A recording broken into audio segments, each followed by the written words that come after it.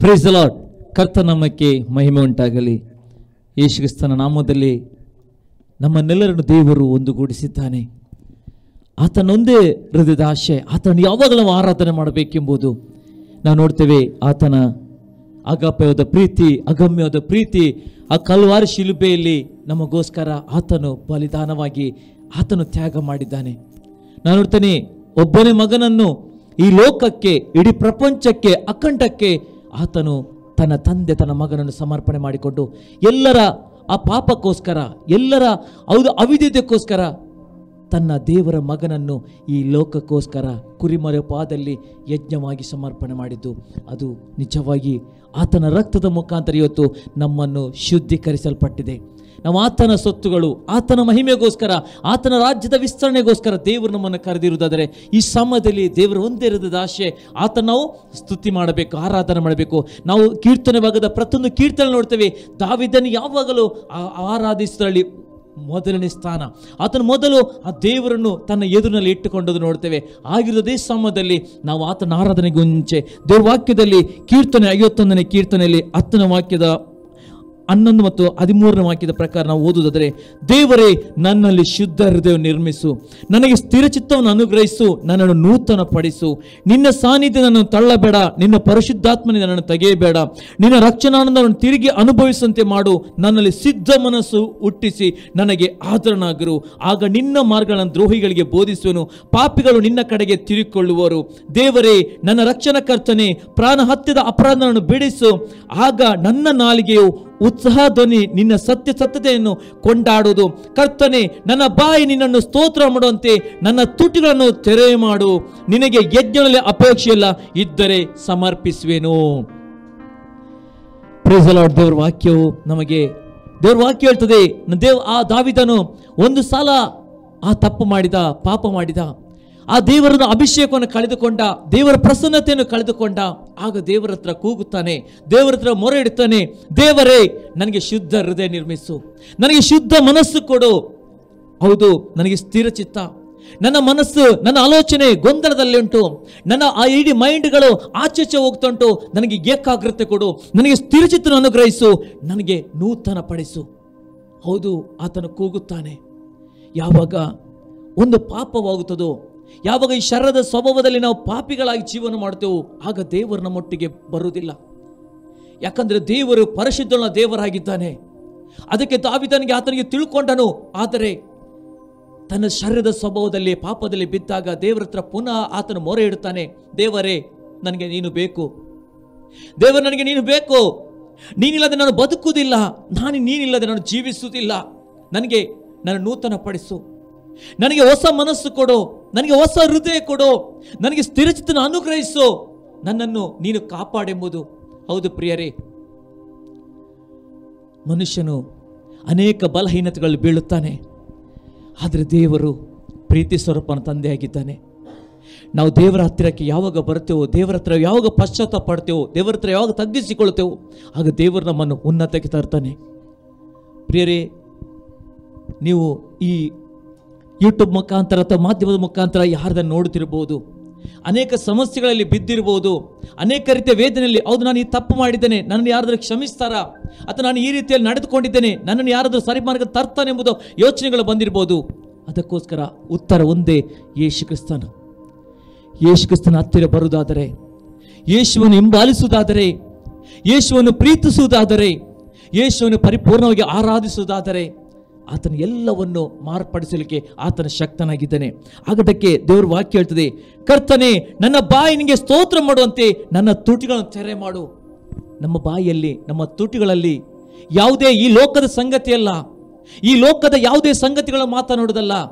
ನಾವು ದೇವರನ್ನು ಸ್ತುತಿ, ದೇವರು ಎಷ್ಟೊಂದು ಒಳ್ಳೆಯವನಾಗಿದ್ದಾನೆ, ದೇವರ ಸ್ತುತಿಗೆ ಪಾತ್ರಕ್ಕೆ ಯೋಗ್ಯನೋ ದೇವರಾಗಿದ್ದಾನೆ. ನಾವು ಯಾವಾಗಲೂ ಆತನ ಘನಪಡಿಸುವುದಾದರೆ ಆಗ ದೇವರ ಮಹಿಮೆಯು ನಮ್ಮ ಮುಖಾಂತರ ಇಳಿದು ಬರ್ತದೆ. ಅದಕ್ಕೆ ದೇವರ ವಾಕ್ಯ ಹೇಳ್ತದೆ, ನಿನಗೆ ಯಜ್ಞದ ಅಪೇಕ್ಷೆ ಇಲ್ಲ, ಇದ್ದರೆ ಸಮರ್ಪಿಸುವೆನು. ಸರ್ವಾಂಗಮಗೆ ಸಂತೋಷವಿಲ್ಲ, ಕುಗ್ಗಿದ ಮನಸ್ಸೇ ದೇವರಿಗೆ ಇಷ್ಟ. ದೇವರಿಗೆ ಪರಿಪೂರ್ಣವಾಗಿ ಯಾರು ಶರಣಾಗ್ತಾರ, ಯಾರು ಕುಗ್ಗಿಸುತ್ತಾರೋ, ಯಾರು ದೀನರಾಗುತ್ತಾರೋ, ಯಾರು ತಗ್ಗಿಸಿಕೊಳ್ಳುತ್ತಾರೋ ಅವರನ್ನು ದೇವರು ಉನ್ನತವಾಗಿ ದೇವರ ಮೇಲಕ್ಕೆತ್ತಾನೆ. ಹೌದು ಪ್ರಿಯರೇ, ನಮ್ಮ ದೇವರಿಗೆ ಬೇಕು ವಿಧೇಯತೆಯ ಹೃದಯ. ಆ ದೀನತೆ ಹೃದಯ, ಆ ತಗ್ಗಿಸುವಂಥ ಹೃದಯ. ಅದೇ ಕೀರ್ತನೆಕಾರನಾದ ದಾವೀದನು ಬರೆದು ನೋಡ್ತೇವೆ. ಆತನು ತಪ್ಪು ಮಾಡಿದಾಗ ಆತನು ಎಲ್ಲೂ ಓಡಲಿಲ್ಲ, ದೇವರ ಹತ್ತಿರ ಬರ್ತಾನೆ, ದೇವ್ರ ಹತ್ರ ಪ್ರಾರ್ಥಿಸ್ತಾನೆ. ದೇವ, ನನ್ನ ಕಣ್ಣೀರು, ನಾನು ತಪ್ಪು ಮಾಡಿದ್ದೇನೆ, ನಾನು ಪಾಪ ಮಾಡಿದ್ದೇನೆ, ನಾನು ತಾಯಿಯ ಗರ್ಭದಲ್ಲೇ ಹೌದು ನಾನು ಈ ಥರವಾಗಿ ಬಂದುಕೊಂಡು ನಿನಗೆ ನಾನು ಅವಿಧೇನಾಗಿದೆ ಎಂದು ಕೂಗುವಾಗ ಆ ಕೂಗು ದೇವರಿಗೆ ಮುಟ್ಟಿತು. ದೇವರು ಬದಲಾಯಿಸೋದು ನೋಡ್ತೇವೆ ಪ್ರಿಯರೇ. ಇವತ್ತು ನಿಮ್ಮ ಜೀವಿತ, ನಮ್ಮ ಜೀವಿತ ಬದಲಾಯಿಸಲು ಒಬ್ಬನೇ ಒಬ್ಬ ಶಕ್ತ ದೇವರು ಯೇಸು ಕ್ರಿಸ್ತನಾಗಿದ್ದಾನೆ. ಅದಕ್ಕೆ ಈ ಸಮಯದಲ್ಲಿ ನಾವು ಆರಾಧನೆಗೆ ಹೋಗ್ತಾ ಇದ್ದೇವೆ ಪ್ರಿಯರೇ. ನಾವು ಒಂದು ಕ್ಷಣ ಯೋಚನೆ ಮಾಡುವ, ಯೇಸುವನ್ನು ಬಿಟ್ಟು ನಾವು ಒಂದು ಕ್ಷಣ ಬದುಕಲಿಕ್ಕೆ ಸಾಧ್ಯ ಉಂಟಾ? ಯೇಸುವನ್ನು ಬಿಟ್ಟು ನಾವು ಉಸಿರಾಡಲಿಕ್ಕೆ ಸಾಧ್ಯ ಉಂಟಾ? ಯೇಸುವನ್ನು ಬಿಟ್ಟು ಈ ಲೋಕದಲ್ಲಿ ನಾವು ಸಂಚಾರ ಮಾಡಲಿಕ್ಕೆ ಸಾಧ್ಯ ಉಂಟಾ? ಯೇಸುವನ್ನು ಬಿಟ್ಟು ನಾವು ಒಂದು ರಾತ್ರಿ ನಿದ್ರೆ ಮಾಡಲಿಕ್ಕೆ ಸಾಧ್ಯ ಉಂಟಾ? ಇಲ್ಲ ಪ್ರಿಯರೇ, ಆತ ನಿದ್ರೆ ಮಾತ್ರ ಎಲ್ಲ, ಆತ ನಿದ್ರೆ ಮಾತ್ರ ಎಲ್ಲ. ಆತನನ್ನು ಆತುಕೊಂಡು ಆತನನ್ನು ಪರಿಪೂರ್ಣವಾಗಿ ನಮ್ಮನ್ನು ಒಪ್ಪಿಸಿಕೊಟ್ಟು ಈ ಸಮಯದಲ್ಲಿ ಆರಾಧನೆಗೆ ಹೋಗುವ.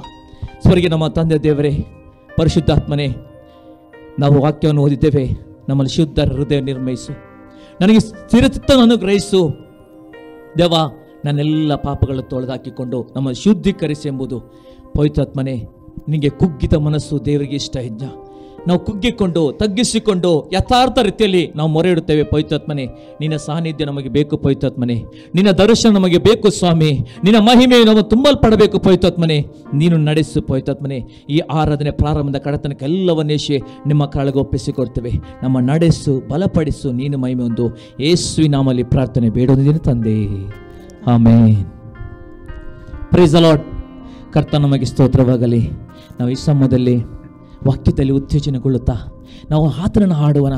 ನಮ್ಮೆಲ್ಲ ಪಾಪಗಳನ್ನು ಕ್ಷಮಿಸಂತ ಎಲ್ಲ ನಾಮಕ್ಕಿಂತಲೂ ಅತಿ ಶ್ರೇಷ್ಠವುಳ್ಳ ನಾಮವಾಗಿದೆ. ಎಲ್ಲ ಕುರುಡರಿಗೆ, ಕುಂಟರಿಗೆ, ಎಲ್ಲರಿಗೂ ಬಿಡುಗಡೆ ಕೊಟ್ಟಂತ ಯೇಸುವಿನ ನಾಮವನ್ನು ಈ ಸಮಯದಲ್ಲಿ ನಾವು ಜಯಘೋಷ ಮಾಡ್ತಾ ಚಪ್ಪಾಳೆ ತಟ್ಟುತ್ತಾ ಆತನ ನಾಮವನ್ನು ಕೊಂಡಾಡೋಣ. ಆಮೆನ್. ಜೀಸಸ್.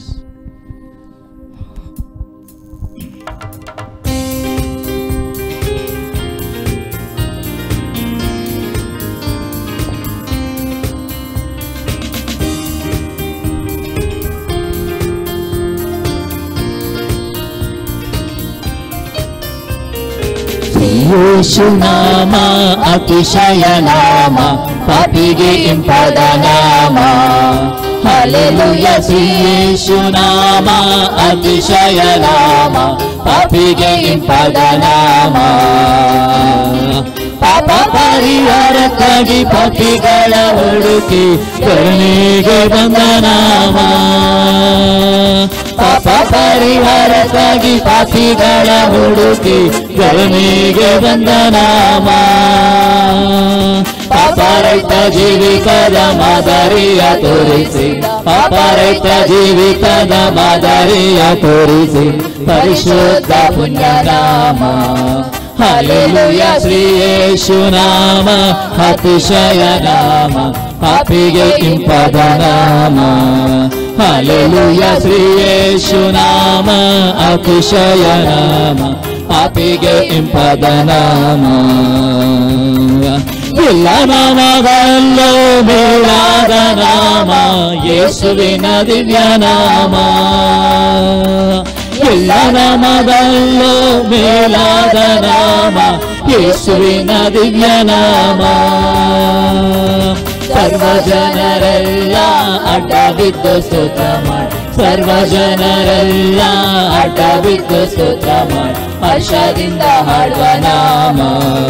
ಹಲ್ಲೆಲೂಯಾ. ಶ್ರೀ ಯೇಸು ನಾಮ ಅತಿಶಯ ನಾಮ, ಪಾಪಿಗೆ ಇಂಪಾದ ನಾಮ.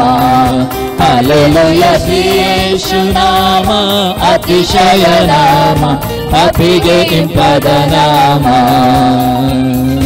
ಲೆಕ್ಕವಿಲ್ಲದಷ್ಟು ಪಾಪ ನನ್ನಿಂದ ತೆಗೆಯಲು ನನಗಾಗಿ ಬಂದ ನಾಮ. ಲೆಕ್ಕವಿಲ್ಲದಷ್ಟು ಪಾಪ ನನ್ನಿಂದ ತೆಗೆಯಲು ನನಗಾಗಿ ಬಂದ ನಾಮ. ಅನ್ಯನೆಂದು ತಳ್ಳದನ್ನ ಧನ್ಯನಾಗಿ ಮಾಡಲು ಬಂದ, ಅನ್ಯನೆಂದು ತಳ್ಳದನ್ನ ಧನ್ಯನಾಗಿ ಮಾಡಲು ಬಂದ ಪುಣ್ಯಾತ ಪುಣ್ಯ ನಾಮ. ಹಲ್ಲೆಲೂಯಾ. ಶ್ರೀ ಯೇಸು ನಾಮ ಅತಿಶಯ ನಾಮ, ಪಾಪಿಗೆ ಇಂಪಾದ ನಾಮ.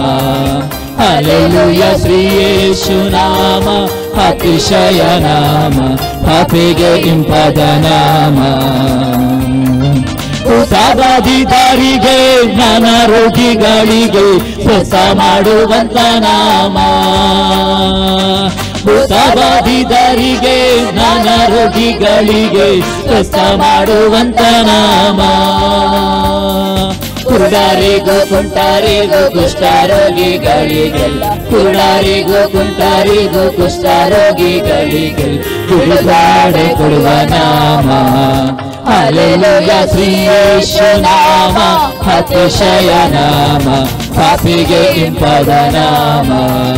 ಹಲ್ಲೆಲೂಯಾ ಶ್ರೀ ಯೇಸು ನಾಮ ಅತಿಶಯ ನಾಮ, ಪಾಪಿಗೆ ಇಂಪಾದ ನಾಮ. ಎಲ್ಲ ನಾಮವಲ್ಲ ಮೇಲಾದ ನಾಮ ಯೇಸುವಿನ ದಿವ್ಯ ನಾಮ. ಎಲ್ಲ ನಾಮದಲ್ಲೂ ಮೇಲಾದ ನಾಮ ಯೇಸುವಿನ ದಿವ್ಯ ನಾಮ.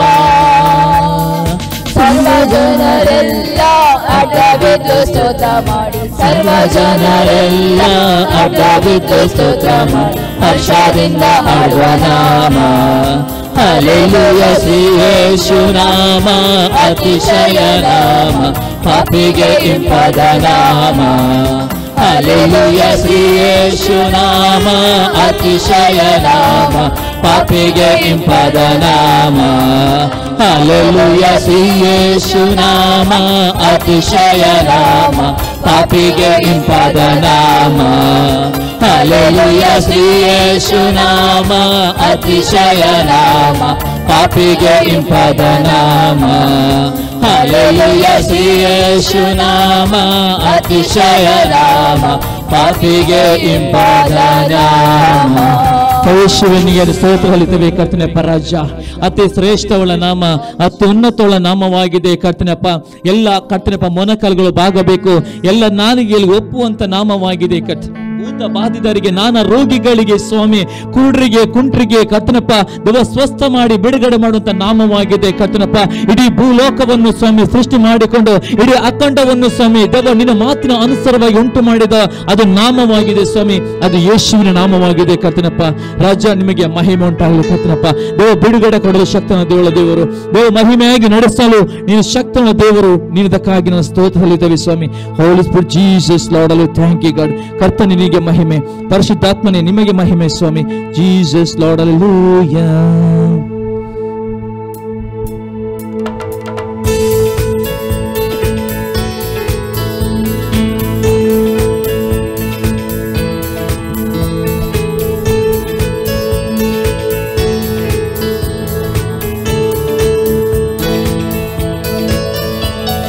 ಬಿಡುಗಡೆ ನಾಯಕ, ಜಯವನು ಕೊಡುವನು, ನನ್ನಲ್ಲಿ ಇರುವನು. ಎಂತ ಆನಂದ, ಬಿಡುಗಡೆ ನಾಯಕ, ಜಯವನು ಕೊಡುವನು, ನನ್ನಲ್ಲಿ ಇರುವನು. ಎಂತ ಆನಂದ. Hallelujah amen, hallelujah amen, hallelujah amen, amen. ನಾನು ಆಡಿ ಹರ್ಷಿಸುವೆ, ಕುಣಿದಾಡಿ ಸ್ತುತಿಸಿ ನಲಿವೆ. ನಾನು ಆಡಿ ಹರ್ಷಿಸುವೆ, ಕುಣಿದಾಡಿ ಸ್ತುತಿಸಿ ನಲಿವೆ. ಎಲ್ಲೆಲ್ಲೂ ಓಡಿ ಸಾರುವೆ, ಎಲ್ಲೆಲ್ಲೂ ಓಡಿ ಸಾರುವೆ.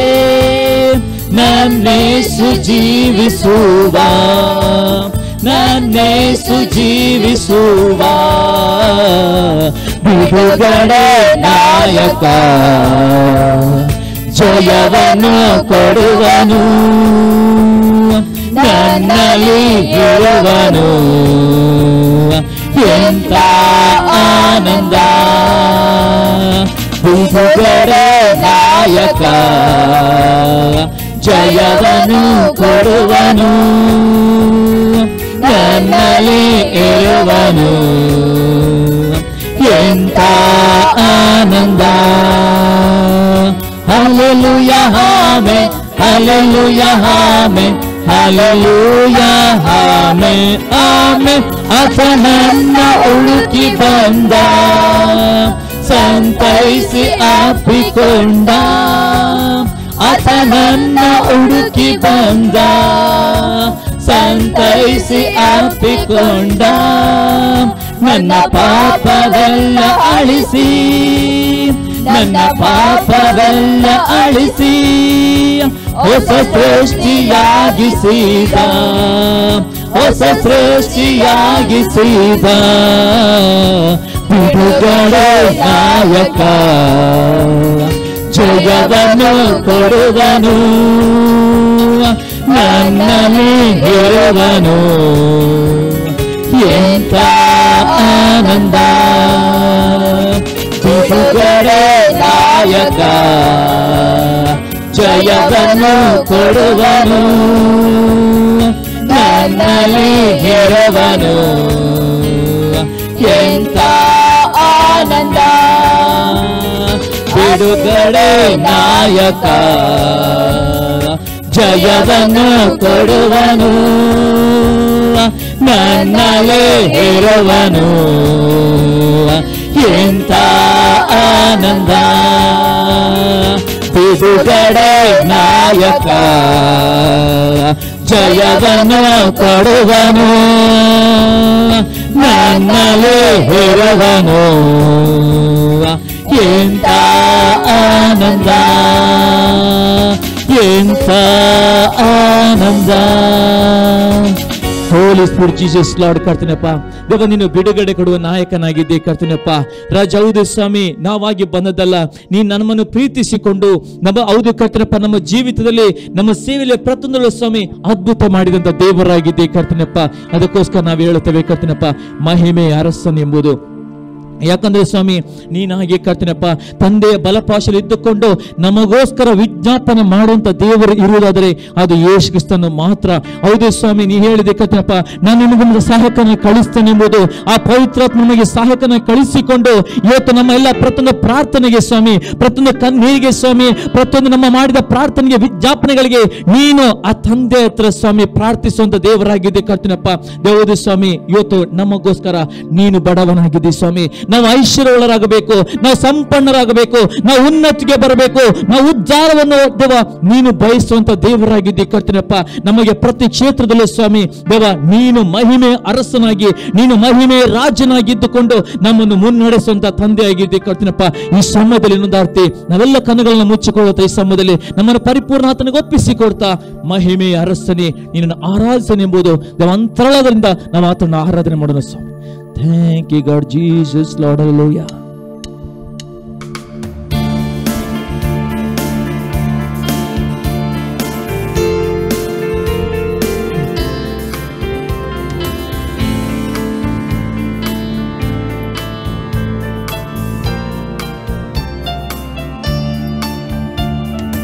ಮಹಿಮೆಯ ಅರಸನೇ ನಿನ್ನ ಆತ್ಮದಿ ಆರಾಧಿಸುವೆ, ಪರಲೋಕ ರಾಜನೇ ನಿನ್ನ ನಿತ್ಯವೂ ಆರಾಧಿಸುವೆ. ಮಹಿಮೆಯ ಅರಸನೇ ನಿನ್ನ ಆತ್ಮವೇ ಆರಾಧಿಸುವೆ, ಪರಲೋಕ ರಾಜನೇ ನಿನ್ನ ನಿತ್ಯವೂ ಆರಾಧಿಸುವೆ. ಯೇಸುವೇ ನಿನ್ನ ಸ್ತುತಿಸುವೆನು, ರಾಜನೇ ನಿನ್ನ ಆರಾಧಿಸುವೆನು. ಯೇಸುವೇ ನಿನ್ನ ಸ್ತುತಿಸುವೆನು, ರಾಜನೇ ನಿನ್ನ ಆರಾಧಿಸುವೆನು. ಮಹಿಮೆಯ ಅರಸನೇ ನಿನ್ನ ಆತ್ಮದಿ ಆರಾಧಿಸುವೆ, ಪರಲೋಕ ರಾಜನೇ ನಿನ್ನ ನಿತ್ಯವೂ ಆರಾಧಿಸುವೆ. ಮಹಿಮೆಯ ಅರಸನೇ ನಿನ್ನ ಆತ್ಮದಿ ಆರಾಧಿಸುವೆ, ಪರಲೋಕ ರಾಜನೇ ನಿನ್ನ ನಿತ್ಯವೂ ಆರಾಧಿಸುವೆ. ಕೃಪೆಯಲ್ಲಿ ಐಶ್ವರ್ಯನೇ ನಿನ್ನನ್ನೇ ಆರಾಧಿಸುವೆ. ಸರ್ವವನ್ನು ಆಳುವವನೇ ನಿನ್ನನ್ನೇ ಆರಾಧಿಸುವೆ. ಕೃಪೆಯಲ್ಲಿ ಐಶ್ವರ್ಯನೇ ನಿನ್ನನ್ನೇ ಆರಾಧಿಸುವೆ. ಸರ್ವವನ್ನು ಆಳುವವನೇ ನಿನ್ನನ್ನೇ ಆರಾಧಿಸುವೆ. ನನ್ನಯ ರಕ್ಷಕನೇ ನಿನ್ನನ್ನೇ ಆರಾಧಿಸುವೆ. ನನ್ನಯ ಜೊತೆಗಾರನೇ ನಿನ್ನನ್ನೇ ಆರಾಧಿಸುವೆ. ಮಹಿಮೆಯ ಅರಸನೇ ನಿನ್ನ ಆತ್ಮದಿ ಆರಾಧಿಸುವೆ. ಪರಲೋಕ ರಾಜನೇ ನಿನ್ನ ನಿತ್ಯವೂ ಆರಾಧಿಸುವೆ. ಮಹಿಮೆಯ ಅರಸನೇ ನಿನ್ನ ಆತ್ಮದಿ ಆರಾಧಿಸುವೆ. ಪರಲೋಕ ರಾಜನೇ ನಿನ್ನ ನಿತ್ಯವೂ ಆರಾಧಿಸುವೆ. ನನ್ನಯ ರಕ್ಷಕನೇ ನಿನ್ನನ್ನೇ ಆರಾಧಿಸುವೆ. ನನ್ನಯ ಜೊತೆಗಾರನೇ ನಿನ್ನನ್ನೇ ಆರಾಧಿಸುವೆ. ನನ್ನಯ ರಕ್ಷಕನೇ ನಿನ್ನನ್ನೇ ಆರಾಧಿಸುವೆ.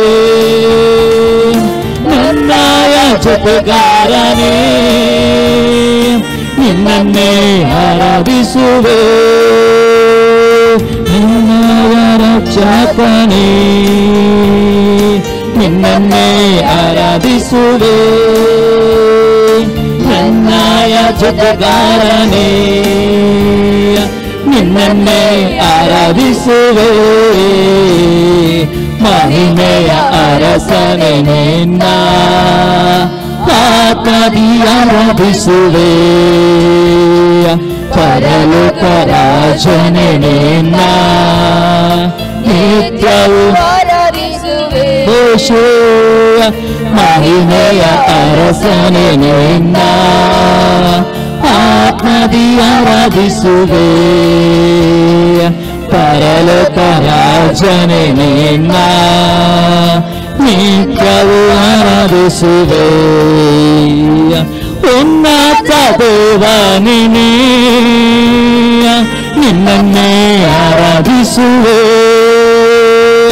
ಪರಿಶುದ್ಧ ದೇವನೇ ನಿನ್ನನ್ನೇ ಆರಾಧಿಸುವೆ. ಉನ್ನತ ದೇವನೇ ನಿನ್ನನ್ನೇ ಆರಾಧಿಸುವೆ. ಪರಿಶುದ್ಧ ದೇವನೇ ನಿನ್ನನ್ನೇ ಆರಾಧಿಸುವೆ. ಪಾಪದಿಂದ ಬಿಡಿಸಿರುವೆ. ನಿನ್ನನ್ನೇ ಆರಾಧಿಸುವೆ. ಪರಿಶುದ್ಧ ಮಾಡಿರುವೆ. ನಿನ್ನನ್ನೇ ಆರಾಧಿಸುವೆ. ಮಹಿಮೆಯ ಅರಸನೇ ನಿನ್ನ ಆತ್ಮದಿ ಆರಾಧಿಸುವೆ. ಪರಲೋಕ ರಾಜನೇ ನಿನ್ನ ನಿತ್ಯವೂ ಆರಾಧಿಸುವೆ. ಮಹಿಮೆಯ ಅರಸನೇ ನಿನ್ನ ಆತ್ಮದಿ ಆರಾಧಿಸುವೆ. ಪರಲೋಕ ರಾಜನೇ ನಿನ್ನ ನಿತ್ಯವೂ ಆರಾಧಿಸುವೆ. ಇಕ್ಕಟ್ಟಲ್ಲಿ ಸಹಾಯಕನೇ ನಿನ್ನನ್ನೇ ಆರಾಧಿಸುವೆ. ಕಷ್ಟದಲ್ಲಿ ವಿಮೋಚಕನೇ ನಿನ್ನನ್ನೇ ಆರಾಧಿಸುವೆ. ಇಕ್ಕಟ್ಟಲ್ಲಿ ಸಹಾಯಕನೇ ನಿನ್ನನ್ನೇ ಆರಾಧಿಸುವೆ. ಕಷ್ಟದಲ್ಲಿ ವಿಮೋಚಕನೇ ನಿನ್ನನ್ನೇ ಆರಾಧಿಸುವೆ. ನಂದಾಳ ಜಯವೋ ನೀನೇ, ನಿನ್ನನ್ನೇ ಆರಾಧಿಸುವೆ. ನಂದಾಳ ಬಲವೋ ನೀನೇ, ನಿನ್ನನ್ನೇ ಆರಾಧಿಸುವೆ.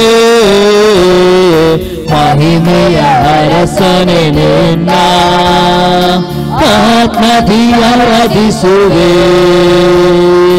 ಪರಲೋಕ ರಾಜನೇ ನಿನ್ನ ನಿತ್ಯವೂ ಆರಾಧಿಸುವೆ. ಮಹಿಮೆಯ ಅರಸನೇ ನಿನ್ನ ಆತ್ಮದಿ ಆರಾಧಿಸುವೆ. ಪರಲೋಕ ರಾಜನೇ ನಿನ್ನ ನಿತ್ಯವೂ ಆರಾಧಿಸುವೆ. ಕೃಪೆಯಲ್ಲಿ ಐಶ್ವರ್ಯನೇ, ನಿನ್ನನ್ನೇ ಆರಾಧಿಸುವೆ. ಕಷ್ಟವನ್ನು ಆಳುವವನೇ, ನಿನ್ನನ್ನೇ ಆರಾಧಿಸುವೆ. ಕೃಪೆಯಲ್ಲಿ ಐಶ್ವರ್ಯನೇ, ನಿನ್ನನ್ನೇ ಆರಾಧಿಸುವೆ. ಸರ್ವವನ್ನು ಆಳುವವನೇ, ನಿನ್ನನ್ನೇ ಆರಾಧಿಸುವೆ. ನನ್ನ ರಕ್ಷಕನೇ, ನಿನ್ನನ್ನೇ ಆರಾಧಿಸುವೆ. ನನ್ನ ಜೊತೆಗಾರನೇ, ನಿನ್ನನ್ನೇ ಆರಾಧಿಸುವೆ. ಮಹಿಮೆಯ ಅರಸನೇ ನಿನ್ನ ಆತ್ಮದಿ ಆರಾಧಿಸುವೆ. ಹೌದು ಕರ್ತನ ರಾಜ, ಯೇಸುವಿಗೆ ಆರಾಧಿಸುತ್ತೇವೆ ಸ್ವಾಮಿ. ಈ ಮಹಿಮೆ ಅರಸನಾಗಿರುವಂತ ದೇವರಾಗಿದೆ ಕರ್ತನಪ್ಪ. ರಾಜ್ಯ ವಿಮೋಚಕನು, ಬಿಡುಗಡೆ ಕೊಡುವಂತ ದೇವರು. ಮಹಿಮೆ ಮಹಿಮೆ ಬೇರೆ ಬೇರೆ ತುಂಬಿಸುವಂತ ದೇವರಾಗಿದೆ ಕರ್ತನಪ್ಪ. ನೀನು ಆರಾಧಿಸ್ತೇವೆ ಕರ್ತನಪ್ಪ. ಕೃಪೆಯಲ್ಲಿ ಐಶ್ವರ್ಯವಂತ ದೇವರಾಗಿದೆ ಕರ್ತನಪ್ಪ. ಬಿಡುಗಡೆ ಕೊಡುವ ದೇವರಾಗಿದೆ. ಎಲ್ಲ ಪಾಪಗಳು ಕ್ಷಮಿಸಲ್ಪಡುವಂತ ಶಕ್ತಿಯ ದೇವರಾಗಿದೆ ಕರ್ತನಪ್ಪ. ಯೇಸುವಿನಿಗೆ ಮಹಿಮೆ, ಮಹಿಮೆ ಅರಸನೆ, ಮಹಿಮೆಯ ಅರಸನಾಗಿ ಸ್ವಾಮಿ. ಭೂಲೋಕದಲ್ಲಿ ಪರಲೋಕದಲ್ಲಿ ಸಿಂಹಾಸನಾಗಿರುವ ದೇವರು ನಿನಗೋಸ್ಕರ ನಾವು ಆರಾಧಿಸ್ತೇವೆ ಕರ್ತನಪ್ಪ. ನೀನು ಯಾರು ಸ್ವಾಮಿ ಸ್ತುತಿ ಮಾಡುತ್ತಾರೆ ಸ್ವಾಮಿ, ಯಾರನ್ನ ಗೌರವಿಸ್ತಾರೆ ಸ್ವಾಮಿ, ಅವರ ಮಧ್ಯದಲ್ಲಿ ಸ್ವಾಮಿ ಅದ್ಭುತವನ್ನು ಮಾಡೋ ದೇವರಾಗಿದೆ. ಇಕ್ಕಟ್ಟಲ್ಲಿ ಶ್ರೇಷ್ಠ ಸಹಾಯಕನಾಗಿದ್ದುಕೊಂಡು ದಿನದಿಂದ ದಿನಕ್ಕೆ ಬಲವನ್ನು ತುಂಬಿಸುವಂತ ದೇವರು, ದಿನದಿಂದ ದಿನಕ್ಕೆ ಸ್ವಾಮಿ ಜಯದಲ್ಲಿ ತುಂಬಿಸುವಂತ ದೇವರಾಗಿದೆ ಕರ್ತನಪ್ಪ. ಯೇಸು ನಿನ್ನನ್ನು ಯಾರು ಆಶ್ರಿತರಾಗಿದ್ದಾರೆ ಸ್ವಾಮಿ. ಯಾಕಂದ್ರೆ 91ನೇ ಕೀರ್ತನೆ ಹೇಳ್ತದೆ, ಪರಸ್ಪರನ ಮರೆ ಹೋಗ್ತಿರುವವನು ಸರ್ವಶ್ನ ಆಶ್ರಯದಲ್ಲಿ ಸುರಕ್ಷಿತನಾಗಿರುವುದೆಂಬುದು ಸ್ವಾಮಿ. ದೇವ ನಿನ್ನ ಆಶ್ರಯಕ್ಕೆ ಯಾರು ಓಡಿ ಬರ್ತಾರೋ, ನಿನ್ನ ಆಶ್ರಯದ ಕೆಳಗೆ ಯಾರು ಇದ್ದಾರೆ ಕರ್ತನಪ್ಪ, ಅವರನ್ನು ನೀನು ಸಂರಕ್ಷಿಸುವಂತ ದೇವರಾಗಿದೆ ಕರ್ತನಪ್ಪ. ನೀನು ನಡಿ ದಾರಿಯಲ್ಲಿ ಬಿಡುವುದ ದೇವರಲ್ಲ ಸ್ವಾಮಿ. ನೀನು ಪ್ರತಿ ಕ್ಷಣವೇ ಸ್ವಾಮಿ, ಪ್ರತಿ ಹೆಜ್ಜೆ ಜಾಡಲ್ಲಿ ನಡೆಸುವಂತ ದೇವರು ಅದು ನೀನಾಗಿದ್ದೀ ಕರ್ತನಪ್ಪ. ಉನ್ನತೋನ್ನತವಾಗಿ ಮಹೋನ್ನತದಲ್ಲಿ ಸ್ವಾಮಿ ನೀನು ಪರಾಕ್ರಮಶಾಲಿಯಾಗಿ ದೇವ ತಂದೆ ಬಲಪಾಶ ಇದ್ದುಕೊಂಡು ನಮಗೋಸ್ಕರ ವಿಜ್ಞಾಪನೆ ಮಾಡೋ ದೇವರೇ ನಿಮಗೆ ಆರಾಧಿಸ್ತೇವೆ ಕರ್ತನಪ್ಪ. ದೇವ ಆರಾಧನೆಯಲ್ಲಿ ಬಿಡುಗಡೆ, ಆರಾಧನೆಯಲ್ಲಿ ನಿನ್ನ ಮಹಿಮೆ ಇಳಿದು ಬರಬೇಕಾಗಿ ಸ್ತೋತ್ರ ಸಲ್ಲಿಸುತ್ತೇವೆ. ವೀಕ್ಷಿಸುವಂತ ಪ್ರತಿಯೊಂದು ಕುಟುಂಬಗಳು ಕರ್ತನ ಕಟ್ಟಲ್ಪಡಲಿ, ಪ್ರತಿಯೊಂದು ಕುಟುಂಬಗಳು ಯಾವುದೇ ಬಂಧನಗಳಿದ್ದಲ್ಲವೇ ಬಿಚ್ಚಲ್ಪಡಲಿ ಸ್ವಾಮಿ. ನಿನ್ನ ನಾಮದಲ್ಲಿ ಪ್ರತಿಯೊಂದು ಕುಟುಂಬಗಳು ಆಶ್ರಯಿಸಲ್ಪಡಲಿ. ಮುಂದಿನ ದಿನ ಸಮಯದಲ್ಲಿ ಸ್ವಾಮಿ ದೇವ ಸೇವಕರ ಮುಖಾಂತರ ವಾಕ್ಯಗಳು ಬರುವಾಗ ಒಂದೊಂದು ವಾಕ್ಯವು ಒಂದೊಂದು ಜೀವಿತದ ಕಾರ್ಯಗತವಾಗಲಿ ಸ್ವಾಮಿ. ಪ್ರಾರಂಭದ ಕರ್ತರಿಗೆಲ್ಲವನ್ನ ಯೇಸುವೆ ನಿಮ್ಮ ಕಾಳಿಗೆ ಒಪ್ಪಿಸಿಕೊಡ್ತೇವೆ ರಾಜ. ನಡೆಸು ನೀನು ಮಹಿಮೆ ಒಂದು ಯೇಸು ನಾಮದಲ್ಲಿ ಪ್ರಾರ್ಥನೆ ಬೇಡೊಂದಿನ ತಂದೆ, ಆಮೆನ್. Price the lord. ದೇವರ ನಮ್ಮ ಸ್ತೋತ್ರವಾಗಲಿ. ಇವತ್ತಿನ ಸಂದೇಶಕ್ಕೋಸ್ಕರವಾಗಿ ನಾವು ಕಣ್ಣು ಮುಚ್ಚಿಕೊಂಡು ಪ್ರಾರ್ಥನೆ ಮಾಡೋಣ. ಪರಲೋಕದಲ್ಲಿರುವ ತಂದೆ ದೇವರೇ, ಯೇಸು ಕ್ರಿಸ್ತನ ನಾಮದಲ್ಲಿ ನಾವು ನಿನ್ನ ಪಾದ ಸನ್ನಿಧಾನಕ್ಕೆ ನಾವು ಬಂದಿದ್ದೇವೆ. ನಿನ್ನ ವಾಕ್ಯಗಳನ್ನು ಧ್ಯಾನ ಮಾಡೋದಕ್ಕೋಸ್ಕರವಾಗಿ ಈ ಸಂದೇಶವನ್ನು ಪವಿತ್ರಾತ್ಮನಲ್ಲಿ ಅಭಿಷೇಕಿಸು. ಪವಿತ್ರಾತ್ಮ ನಿನ್ನನ್ನು ಸ್ವಾಗತಿಸ್ತೇನೆ. ನಮ್ಮ ಒಳ್ಳೆಯ ಬೋಧಕನಾಗಿಕೊಂಡು ಇವತ್ತಿನ ಸಂದೇಶ ಮುಖಾಂತರ ಪವಿತ್ರಾತ್ಮ ನಿನ್ನ ಜನ ಸಂಗಡ ಮಾತನಾಡು. ಈ ಸಂದೇಶಗಳ ಪ್ರತಿಯೊಂದು ಆತ್ಮಗಳಿಗೆ ಜೀವವನ್ನು, ಪ್ರೋತ್ಸಾಹವನ್ನು, ಭಕ್ತಿಯ ಅಭಿವೃದ್ಧಿಯನ್ನು ಮತ್ತು ಬಿಡುಗಡೆಯುಂಟು ಮಾಡಿ ನಾನು ಬೇಡ್ಕೊಳ್ತೇನೆ ಯೇಸು ಕ್ರಿಸ್ತ ನಾಮದಲ್ಲಿ, ಆಮೇನ್. ಇವತ್ತನ್ನು ಧ್ಯಾನ ಮಾಡ್ತೇವೆ ಕೀರ್ತನೆ ಪುಸ್ತಕ 139 ಅದರಲ್ಲಿ 23 ಮತ್ತು 24ನೇ ವಾಕ್ಯ. ಸಾಮ್ 139 ವರ್ಸ್ 23 and 24 ವರ್ಸ್. ದೇವ, ನನ್ನನ್ನು ಪರೀಕ್ಷಿಸಿ ನನ್ನ ಹೃದಯವನ್ನು ತಿಳಿದುಕೋ, ನನ್ನನ್ನು ಶೋಧಿಸಿ ನನ್ನ ಆಲೋಚನೆಯನ್ನು ಗೊತ್ತು ಮಾಡು. ನಾನು ಕೇಡಿನ ಮಾರ್ಗದಲ್ಲಿ ಏನೋ ನೋಡಿ ಸನಾತನ ಮಾರ್ಗ ನಡೆಸು. ಪ್ರಿಯ ದಾವೀದನು ದೇವರು ಈ 139 ಅವನಿಗೆ ಈ ಒಂದು ಜ್ಞಾನ ಸಿಕ್ಕಿತು. ಅವನು ಕೂತ್ಕೊಳ್ಳೋದು, ಮಲಗೋದು, ಮಾತನಾಡೋದು ಎಲ್ಲವೂ ದೇವರಿಗೆ ತಿಳಿದ್ದೇನೆ ಮತ್ತು ತಿಳಿದುಕೊಂಡು ಆತನ ದೇವರ ಕೇಳುತ್ತಾನೆ, ದೇವ ನನ್ನನ್ನು ಪರೀಕ್ಷಿಸಿ ನನ್ನ ಹೃದಯವನ್ನು ತಿಳಿದುಕೋ, ನನ್ನನ್ನು ಸೋದಿ ಅದನ್ನು ಗೊತ್ತು ಮಾಡು, ನಾನು ಕೇಡಿನ ಮಾರ್ಗದಲ್ಲಿ ಏನು ನೋಡಿ ಸನಾತನ ಮಾರ್ಗದಲ್ಲಿ ನಡೆಸು. ಇವತ್ತು ಅನೇಕರು ನೀವು ಪ್ರಾರ್ಥನೆ ಮಾಡ್ತೀರಿ, ಉಪವಾಸ ಮಾಡ್ತೀರಿ, ಕಣ್ಣೀರು ಹಿಡಿತೀರಿ, ಆದರೂ ನಿಮ್ಮ ಕಷ್ಟದಿಂದ ಬಿಡುಗಡೆ ಆಗದೇ ಇರುವುದಾದರೆ ಈ ವಾಕ್ಯ ಇವತ್ತು ನೀವು ನಿಮ್ಮ ಜೀವಿತದಲ್ಲಿ ದೇವರು ಮಾತನಾಡಿ ಸ್ವೀಕಾರ ಮಾಡಿ. ಯಾಕಂದರೆ ನಿಮ್ಮ ಜೀವಿತದಲ್ಲಿ ಪರಿಪೂರ್ಣ ಬಿಡುಗಡೆ ಬರಬೇಕಾ, ನಿಮ್ಮ ಎಲ್ಲ ಕಷ್ಟದಿಂದ ಬಿಡುಗಡೆ ಸಿಗಬೇಕಾ, ಪ್ರಾರ್ಥನೆ ನಿರ್ಧಾರ ಬರುವ ದೇವ ನನ್ನ ಪರೀಕ್ಷಿಸು, ನಾನು ತಿಳಿದುಕೋ, ನಾನು ಎಲ್ಲಿಯಾದರೂ ನಿನ್ನ ವಾಕ್ಯಕ್ಕೆ ಅವಿಧಾನ ನಡೆಯುವುದನ್ನು ನನಗೆ ತೋರಿಸಿಕೊಡು ದೇವ ಎಂಬುದಾಗಿ ಈ ಒಂದು ಚಿಕ್ಕ ಒಂದು ಪ್ರಾರ್ಥನೆ ಹೃದಯಪೂರ್ವಕ ಮಾಡುವುದಾದರೆ ಆವಾಗ ಮಾತ್ರ ದೇವರ ಪವಿತ್ರಾತ್ಮನು ವಾಕ್ಯದ ಮುಖಾಂತರ ಮಾತನಾಡ್ತಾನೆ. ಆತನ ಸಭೆಯಲ್ಲಿ ಸೇವಕರು ಸಂದೇಶದ ಮುಖಾಂತರ ಮಾತಾಡ್ತಾನೆ, ಈ ಟಿ ವಿ ಮಾಧ್ಯಮದ ಮುಖಾಂತರ ಮಾತನಾಡ್ತಾನೆ, ಪ್ರವಾದನೆ ಮುಖಾಂತರ ಮಾತಾಡ್ತಾನೆ, ಕೆಲವೇ ಕನಸಲ್ಲೇ ಮಾತನಾಡಬಹುದು. ಈ ರೀತಿ ದೇವರ ಆತ್ಮನು ನಿಮ್ಮ ಆಶೀರ್ವಾದಕ್ಕೆ ತಡೆಯಲ್ಪಟ್ಟ ಯಾವುದೇ ಗುಪ್ತ ಪಾಪಗಳಿರುವುದನ್ನು ತೋರಿಸಿಕೊಡುತ್ತಾನೆ. ಅದಕ್ಕೆ ನಾವು ಪಶ್ಚಾತ್ತಾಪಟ್ಟುಕೊಂಡು ಆ ಬಿಟ್ಟು ಬಿಡುವುದರೆ 100% ನಿಮಗೆ ಪ್ರಾರ್ಥನೆ ಉತ್ತರಿಸಿದೆ. ಅದಕ್ಕೆ ದಾವೀದನು ಅಂತಾನೆ, ದೇವ ನನ್ನ ಪರೀಕ್ಷಿಸು, ನನ್ನ ಹೃದಯವನ್ನು ತಿಳಿದುಕೋ, ನನ್ನ ಆಲೋಚನೆ ಗೊತ್ತು ಮಾಡು, ನಾನು ಕೇಳಿದ ಮಾರ್ಗದಲ್ಲಿ ಏನು ನೋಡಿ ಸಣ್ಣದ ಈ ರೀತಿಯ ಪ್ರಾರ್ಥನೆ ಪ್ರತಿನಿತ್ಯ ನಿಮ್ಮ ಪ್ರಾರ್ಥನೆ ಮಾಡಿಕೊಳ್ಳಬೇಕೆಂದು ದೇವರಾತ್ಮ ಹೇಳುತ್ತಾನೆ. ಅದೇ ಯಾಕೆ ನಾವು ಹೃದಯವನ್ನು ಪರೀಕ್ಷೆ ಮಾಡಬೇಕೆಂಬುದೇ ಕೆಲವು ಸಂಘ ನೋಡ್ತೇವೆ.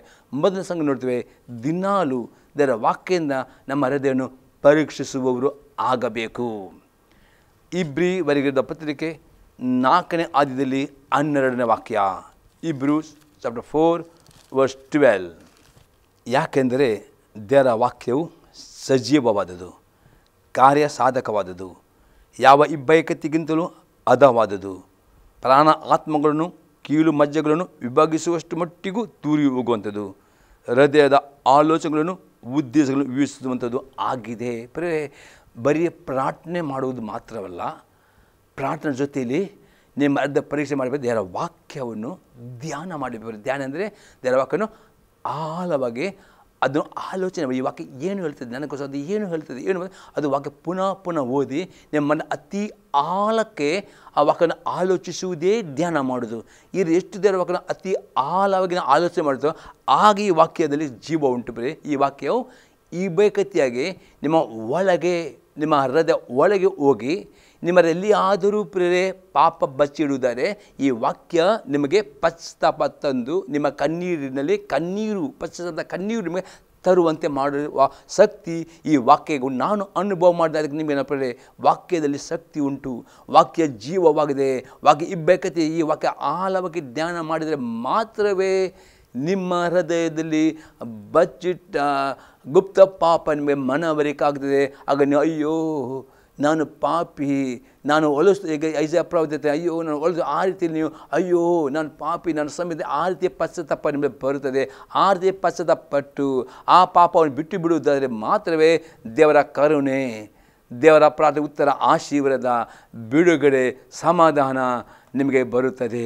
ಒಂದು ವೇಳೆ ನೀವು ಬರೀ ಪ್ರಾರ್ಥನೆ ಮಾಡಿಕೊಂಡು ತಾನೇ ನೀತೋದನು, ತಾನೇ ಪರಿಶುದ್ಧನು, ತನ್ನ ಪಾಪವಿಲ್ಲ ಈ ಅಹಂಕಾರದಲ್ಲಿ ಜೀವಿಸುವುದಾದರೆ ಮತ್ತು ಬೇರೆಯವರು ತಪ್ಪು ಹುಡುಕಿದರೆ ಕೆಲವು ಕಷ್ಟಗಳು ನಿಮ್ಮ ಜೀವಿತದಲ್ಲಿ ಬಿಡುಗಡೆ ಆಗದೆ ನೀವು ಕಷ್ಟದಲ್ಲಿ ಇರ್ತೀರಿ. ಅದೇ ದೇವರ ಚಿತ್ತವಾಗಿದೆ, ನೀವು ಪರಿಪೂರ್ಣ ಆಶೀರ್ವಾದ ಹೊಂದುವವರು ಆಗಬೇಕು. ಆದರೆ ನೀವು ಎಲ್ಲ ಪ್ರಾರ್ಥನೆ ಉತ್ತರವನ್ನು ಹೊಂದಿಕೊಳ್ಳುವ ಆದಾಗ ದೇವರ ಮುಂದೆ ತಗ್ಗಿಸಿಕೊಂಡು ಬನ್ನಿರಿ ಮತ್ತು ದೇವರ ವಾಕ್ಯ ಅತಿ ಹೆಚ್ಚಾಗಿ ಓದಿರಿ. ಓದು ಮಾತ್ರ ಧ್ಯಾನ ಮಾಡಿರಿ. ಧ್ಯಾನ ಮಾಡಿದ ಮಾತ್ರ ವಾಕ್ಯ ನಿಮ್ಮ ಒಳಗೋಗಿ ನಿಮ್ಮ ಪ್ರಾಣ ಆತ್ಮನ್ನು ವಿವೇಚನೆ ಮಾಡಿಕೊಂಡು ನಿಮ್ಮಲ್ಲಿ ಪಶ್ಚಾತ್ತಾಪವನ್ನು, ನಿಮ್ಮಲ್ಲಿ ಗುಪ್ತದ ಪಾಪವನ್ನು ತೋರಿಸಿಕೊಳ್ಳುವ ಸಾಮರ್ಥ್ಯ ಈ ವಾಕ್ಯ ಉಂಟು. ಆಗ ಪಶ್ಚಾತ್ತಾಪ ಪಡ್ತೀರೋ ಆ ನಿಜ ಪಶ್ಚಾತ್ತಾಪದಲ್ಲಿ ಮೆಚ್ಚಿಕೊಂಡು ನಾನು ಆಶೀರ್ವಾದ ಮಾಡುವನು ಆಗಿದ್ದಾನೆ. ಅದೇ ಇನ್ನೊಂದು ವಾಕ್ಯ ನೋಡ್ತೇವೆ, ಯಾಕೋಬನ ಬರೆದ ಪತ್ರಿಕೆ 4ನೇ ಅಧ್ಯಾಯದಲ್ಲಿ 8ರಿಂದ 10ನೇ ವಾಕ್ಯ ತನಕ. James 4:8-10 verse. James 4:8-10 verse. ದೇವರ ಸಮೀಪಕ್ಕೆ ಬನ್ನಿರಿ, ಆಗ ನಿಮ್ಮ ಸಮೀಪಕ್ಕೆ ಬರುವನು. ಪಾಪಿಗಳೇ, ನಿಮ್ಮ ಕೈಗಳನ್ನು ಶುಚಿ ಮಾಡಿಕೊಳ್ಳಿರಿ. 2 ಮನಸ್ಸುಳ್ಳವರೇ, ನಿಮ್ಮ ಹೃದಯಗಳನ್ನು ನಿರ್ಮಲ ಮಾಡಿಕೊಳ್ಳಿರಿ. ದುಃಖಿಸಿರಿ, ಗೋಳಾಡಿರಿ, ಕಣ್ಣೀರಿಡಿರಿ. ನಗೋದು ಬಿಟ್ಟು ಗೋಳಾಡಿರಿ, ಸಂತು ಬಿಟ್ಟು ಮನಗುಂದಿದವರಾಗಿರಿ. ಪ್ರೇ ಅಪೊಸ್ತಲ ಯಾಕೋ ಬರೀತಾನೆ, ದೇವರ ಸಮೀಪಕ್ಕೆ ಬನ್ನಿರಿ ಆಗ ಆತ ನಿಮ್ಮ ಪ್ರೇ ದೇವರ ಸಮೀಪ ಅರ್ಥ ಆಗಿದೆ. ಪ್ರಾರ್ಥನೆ ಮಾಡೋದು ಮೊದಲು ದೇವರ ವಾಕ್ಯನ ಓದುವಂಥ ವಾಕ್ಯ ಧ್ಯಾನ ಮಾಡಿ ಅಭ್ಯಾಸ ಮಾಡಿಕೊಳ್ಳಬೇಕಾದ್ರೆ ದೇವರು ಪರಿಶುದ್ಧನಾಗಿದ್ದಾನೆ. ಆ ಪರಿಶುದ್ಧ ದೇವರ ಬರುವ ನೀವು ಪರಿಶುದ್ಧತೆಯಲ್ಲಿ ನೀವು ಬರಬೇಕಾದ್ರೆ ದೇವರ ವಾಕ್ಯ ನಮಗೆ ಕೊಳ್ಳಲ್ಪಟ್ಟಿದೆ. ಎಷ್ಟು ದೇವರ ವಾಕ್ಯ ಓದುತ್ತೀರೋ ಆ ವಾಕ್ಯವು ನಿಮ್ಮ ಮನಸ್ಸನ್ನು ತೊಳೆದು ಶುದ್ಧೀಕರಿಸಿದೆ. ವಾಕ್ಯ ಧ್ಯಾನ ಮಾಡುವಾಗ ನಿಮ್ಮಲ್ಲಿ ಪಾಪ ಅದು ತೋರಿಸಿಕೊಡುವ ನೀವು ಈ ರೀತಿ ಪಶ್ಚಾತ್ತಾಪ ಪಡಬೇಕು, ಮನಗುಂದಿದವರಾಗಬೇಕು ಮತ್ತು ಪಾಪವನ್ನು ಬಿಟ್ಟು ಬಿಡಬೇಕು ಮತ್ತು ಹಾಗೆ ಬಿಟ್ಟು 10ನೇ ವಾಕ್ಯದಲ್ಲಿ ಕರ್ತನನ್ನು ನಿಮ್ಮ ತಗ್ಗಿಸಿಕೊಳ್ಳಿರಿ ಎಂದು ದೇವರ ವಾಕ್ಯ ವಿಧಿ ಆಗುವುದಾದರೆ ಮಾತ್ರವೇ ದೇವರು ನಿಮ್ಮನ್ನು ಮೇಲಕ್ಕೆ ತರುತ್ತಾನೆ. ಹಾಗಾದರೆ ಪ್ರೇರೆ ನಿಮಗೆ ಸ್ವಪರೀಕ್ಷೆ ಮಾಡಬೇಕಾದ್ರೆ ನೀವು ದೇವರ ಹತ್ತಿರ ಬರಬೇಕು, ವಾಕ್ಯ ಓದುವವರಾಗಬೇಕು, ದೇವರ ಸಭೆಗೆ ಬರಬೇಕು, ದೇವರ ಸಭೆಯವರು ಸೇವೆ ಕೊಟ್ಟ ಸಂದೇಶವನ್ನು ಕೊಟ್ಟ ಲಕ್ಷವಿಟ್ಟು ಕೇಳಬೇಕು. ಈ ಟಿ ವಿ ಮಾಧ್ಯಮದಲ್ಲಿ ಸಂದೇಶ ಬರೀ ಕೇಳುವುದಿಲ್ಲ, ಲಕ್ಷವಿಟ್ಟು ಎಷ್ಟು ದೇವರ ಲಕ್ಷವಿಟ್ಟು ಕೇಳುತ್ತೀರೋ, ಎಷ್ಟು ವಾಕ್ಯವನ್ನು ಆಳವಾಗಿ ಆಲೋಚಿಸುತ್ತೀರೋ ಆವಾಗ ನೀವು ಈ ರೀತಿಯ ಪಶ್ಚಾತ್ತಾಪ ಬರ್ತದೆ. ಆ ರೀತಿಯ ಪಶ್ಚಾತ್ತಾಪಟ್ಟುಕೊಂಡು ದೇವರ ಬಗ್ಗೆ ವಿಧಿಯಾಗಿಕೊಂಡು ಪ್ರಾರ್ಥನೆ ಮಾಡೋದು ಮಾತ್ರ ದೇವರು ನಿಮ್ಮನ್ನು ಮೇಲಕ್ಕೆ ಎತ್ತುತ್ತಾನೆ, ಕಷ್ಟದಿಂದ ಬಿಡುಗಡೆ ಕೊಡುತ್ತಾನೆ, ಆಶೀರ್ವಾದ ಕೊಡುತ್ತಾನೆ. ಅದರಿಂದ ಪಶ್ಚಾತ್ತಾಪ ಪಡೆದಿದ್ದರೆ ಕೆಲವೊಂದು ಪ್ರಾರ್ಥನೆ ಅಡ್ಡಿಯಾಗ್ತದೆ. ಅದಕ್ಕೆ ದಾವೀದನು ದೇವನು ಆಗದೆ ದೇವರು ನಿಮ್ಮ ಪರೀಕ್ಷೆ ಮಾಡಿದರೆ ನೀವು ಗಲಿ ಪ್ರಾರ್ಥನೆ ಮಾಡೋದು ಮಾತ್ರ ವಾಕ್ಯವನ್ನು ಓದಬೇಕು, ವಾಕ್ಯದಾನ ಮಾಡಬೇಕು, ವಾಕ್ಯವನ್ನು ಲಕ್ಷ ಕೇಳುವುದು ಅತಿ ಅಗತ್ಯವಾಗಿದೆ. ಪಶ್ಚಾತ್ತಾಪ ಪಡಬೇಕಾದರೆ, ಬಿಡುಗಡೆ ಸಿಗಬೇಕಾದರೆ ಇನ್ನು ದೇವಸಪ್ಪ ನೋಡೋ ನೆಹೆಮೀಯನ ಪುಸ್ತಕ 9ನೇ ಅಧ್ಯಾಯದಲ್ಲಿ 1ರಿಂದ 3ನೇ ವಾಕ್ಯ ತನಕ. Nehemiah chapter 9 verse 1 to 3. ಅದೇ ತಿಂಗಳಿನ 24ನೇ ದಿನದಲ್ಲಿ ಇಸ್ರಾಯೇಲರು ಉಪವಾಸವಾಗಿದ್ದು ಗೋಣಿ ತಟ್ಟನ್ನು ಕಟ್ಟಿಕೊಂಡು ತಲೆಯ ಮೇಲೆ ಮಣ್ಣು ಹಾಕಿಕೊಂಡು ನೆರೆದು ಬಂದರು. ಇಸ್ರಾಯೇಲ್ ಸಂತಾನದವರು ಎಲ್ಲ ಅನ್ಯ ಕುಲದವರಿಂದ ತಮ್ಮನ್ನು ಬೇರ್ಪಡಿಸಿಕೊಂಡು ನಿಂತು ತಮ್ಮ ಪಾಪಗಳನ್ನು ತಮ್ಮ ಪಿತೃಗಳ ಪಾಪಗಳನ್ನು ಆತನಿಗೆ ಅರಿಕೆ ಮಾಡಿದರು. ಅವರು 3 ತಾಸುಗಳವರೆಗೂ ತಮ್ಮ ತಮ್ಮ ಸ್ಥಳಗಳಲ್ಲಿ ನಿಂತು ತಮ್ಮ ದೇವರಾದ ಯೆಹೋವನ ಧರ್ಮಶಾಸ್ತ್ರ ಗ್ರಂಥವನ್ನು ಪಾರಾಯಣ ಮಾಡಿಸಿದರು. ತರುವಾಯ ಇನ್ನು 3 ತಾಸು ತಮ್ಮ ದೇವರಾದ ಯೆಹೋವನಿಗೆ ಅಡ್ಡ ಬಿದ್ದು ಪಾಪವನ್ನು ಅರಿಕೆ ಮಾಡಿದರು. ನಾವು ನೋಡ್ತೇವೆ ನೆಹೆಮೀಯನ ಕಾಲದಲ್ಲಿ ದೊಡ್ಡ ಉಜ್ಜೀವನ ಬರಲಿಕ್ಕೆ ಕಾರಣ ಆ ನೆಹೆಮೀಯ ದೇವರ ಸೇವಕರು ಅವರು ಪ್ರಾರ್ಥನೆ ಮಾಡುವ ಮೊದಲು ಅದು ಪ್ರಾರ್ಥನೆಯ ಮಧ್ಯದಲ್ಲಿ ಅವರು ದೇವರ ವಾಕ್ಯಗಳನ್ನು ಅವನು ಓದಿದನು. ಹಾಗಾದರೆ ಸಭೆಗೆ ನೀವು ಪ್ರತಿ ಆದಿತ್ಯರನ್ನು ಸಭೆಗೆ ಬರೋದು ಅತಿ ಇಂಪಾರ್ಟೆಂಟ್. ಉಪವಾಸ ಪ್ರಾರ್ಥನೆ ಬರುವುದು ಅತಿ ಇಂಪಾರ್ಟೆಂಟ್. ನೀವು ಸಭೆಯಾಗಿ ಆದಿತ್ಯರ ಸಭೆಗೆ ಬರೋದಿಗೂ ನೀವು ಅದನ್ನು ಮರೆಯಬೇಡಿರಿ, ಅದು ಬಿಟ್ಟು ಬಿಡಬೇಡಿ. ಯಾಕಂದರೆ ದೇವರ ಆತ್ಮನ ತನ್ನ ಸಭೆಯಲ್ಲಿ ದೇವರ ಸೇವಕರು ಕೊಡುವ ಸಂದೇಶದ ಮುಖಾಂತರ ಅಥವಾ ಪ್ರವಾದನೆ ಮುಖಾಂತರ ಮಾತನಾಡುತ್ತಾನೆ.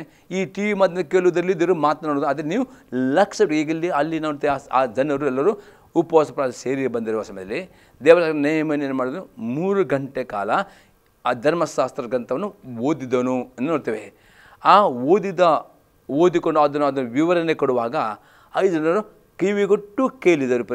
ಆ ಕಿವಿಟ್ಟು ಕೇಳುವಾಗ ಅವರಲ್ಲಿ ತಮ್ಮ ಪಾಪದ ಬಗ್ಗೆ ಅರಿವು ಉಂಟಾಯಿತು. ಅದಕ್ಕೆ ಅವರು 3 ಗಂಟೆ ಕಾಲ ಪ್ರತಿಯೊಬ್ಬರು ಮೊಣಕಾಲುಕೊಂಡು ಕಣ್ಣೀರು, ದೇವ ನಮ್ಮಲ್ಲಿ ಈ ಪಾಪ ಉಂಟು, ನಾವು ಪಾಪಿಗಳು ಎಂಬುದಾಗಿ ತಮ್ಮ ಪಾಪ ಒಪ್ಪಿಕೊಂಡರು, ಪಶ್ಚಾತ್ತಾಪಟ್ಟರು, ಪಾಪವನ್ನು ಬಿಟ್ಟು ಅಲ್ಲಿ ದೊಡ್ಡ ಉಜ್ಜೀವನ ಬಂದು ಮುಂದೆ ಹೋದರೆ ಆ ನೇಮ ದೊಡ್ಡ ಉಜ್ಜೀವನ, ಆ ಬಿಡುಗಡೆ ಅಲ್ಲಿ ಬಂತು. ಆಗಿದೆ ಇವತ್ತು ನಿಮ್ಮ ಜೀವಿತದಲ್ಲಿ ಉಜ್ಜೀವನ ಬರಬೇಕಾ, ನಿಮಗೆ ಕಷ್ಟದ ಬಿಡುಗಡೆ ಬರಬೇಕಾ, ನಿಮಗೆ ಸಾಲದಿಂದ ಬಿಡುಗಡೆ ಬರಬೇಕಾ, ನಿಮಗೆ ಪ್ರಾರ್ಥನೆ ಉತ್ತರ ಬೇಕು ಒಂದೇ ಕಂಡೀಷನ್, ದೇವರ ಮುಂದೆ ಬರುವಾಗ ದೇವ ನನ್ನ ಪರೀಕ್ಷೆ ಮುಂದೆ ಪ್ರಾರ್ಥನೆ ಮಾಡೋದು ಮಾತ್ರವಲ್ಲ ವಾಕ್ಯವನ್ನು ಓದಬೇಕು, ವೈಯಕ್ತಿಕವಾಗಿ ವಾಕ್ಯ ಧ್ಯಾನ ಮಾಡಬೇಕು. ಮತ್ತು ಆದಿತ್ಯರು ಪ್ರತಿ ತಪ್ಪದೆ ಸಭೆ ಬರುವಾಗ ದೇವ ನಿನ್ನ ಸೇವಕರ ಮುಖಾಂತರ ಮಾತನಾಡು, ಪ್ರವಾದಿ ಮುಖಾಂತರ ಮಾತನಾಡು ಎಂದು ಪ್ರಾರ್ಥನೆ. ಆಗ ದೇವರ ಸೇವಕರು ಕೊಡೋ ಪ್ರವಾದನೆ ಆಗ್ಬೋದು, ಕೊಡೋದು ಲಕ್ಷ್ಯವಿಟ್ಟು ಕೇಳಿರಿ. ಆ ಲಕ್ಷ್ಯ ಕೇಳುವುದಾದರೆ ಆ ವಾಕ್ಯ ನಿಮ್ಮ ಮಾತನಾಡುವಾಗ ಈಗ ಜನರು 3 ಗಂಟೆ ಪಾಪ ಅರಿಕೆ ಮಾಡಿ ಆಗ ನಿಮ್ಮ ಜೊತೆ ಬಿಡುಗಡೆ ಬರುತ್ತದೆ. ಈ ಟಿ ವಿ ಮಾಧ್ಯಮ ಕೇಳುವಾಗ ದೇವರ ಆತ್ಮನು ಈ ಟಿ ವಿ ಮಾಧ್ಯಮ ಮಾತನಾಡುವನಾಗಿದೆ. ಲಕ್ಷವಿಟ್ಟು ಕೇಳಿರಿ, ಕೇಳಿಕೊಂಡು ಕೇಳುವ ದೇವರಾತ್ಮನ 100% ಈ ಟಿ ವಿ ಮಾಧ್ಯಮ ನಿಮ್ಮಲ್ಲಿ ಅನೇಕ ಮಾತನಾಡುತ್ತಾ ಇದ್ದಾನೆ. ಪಶ್ಚಾತ್ತಾಪ ಪಡಿರಿ.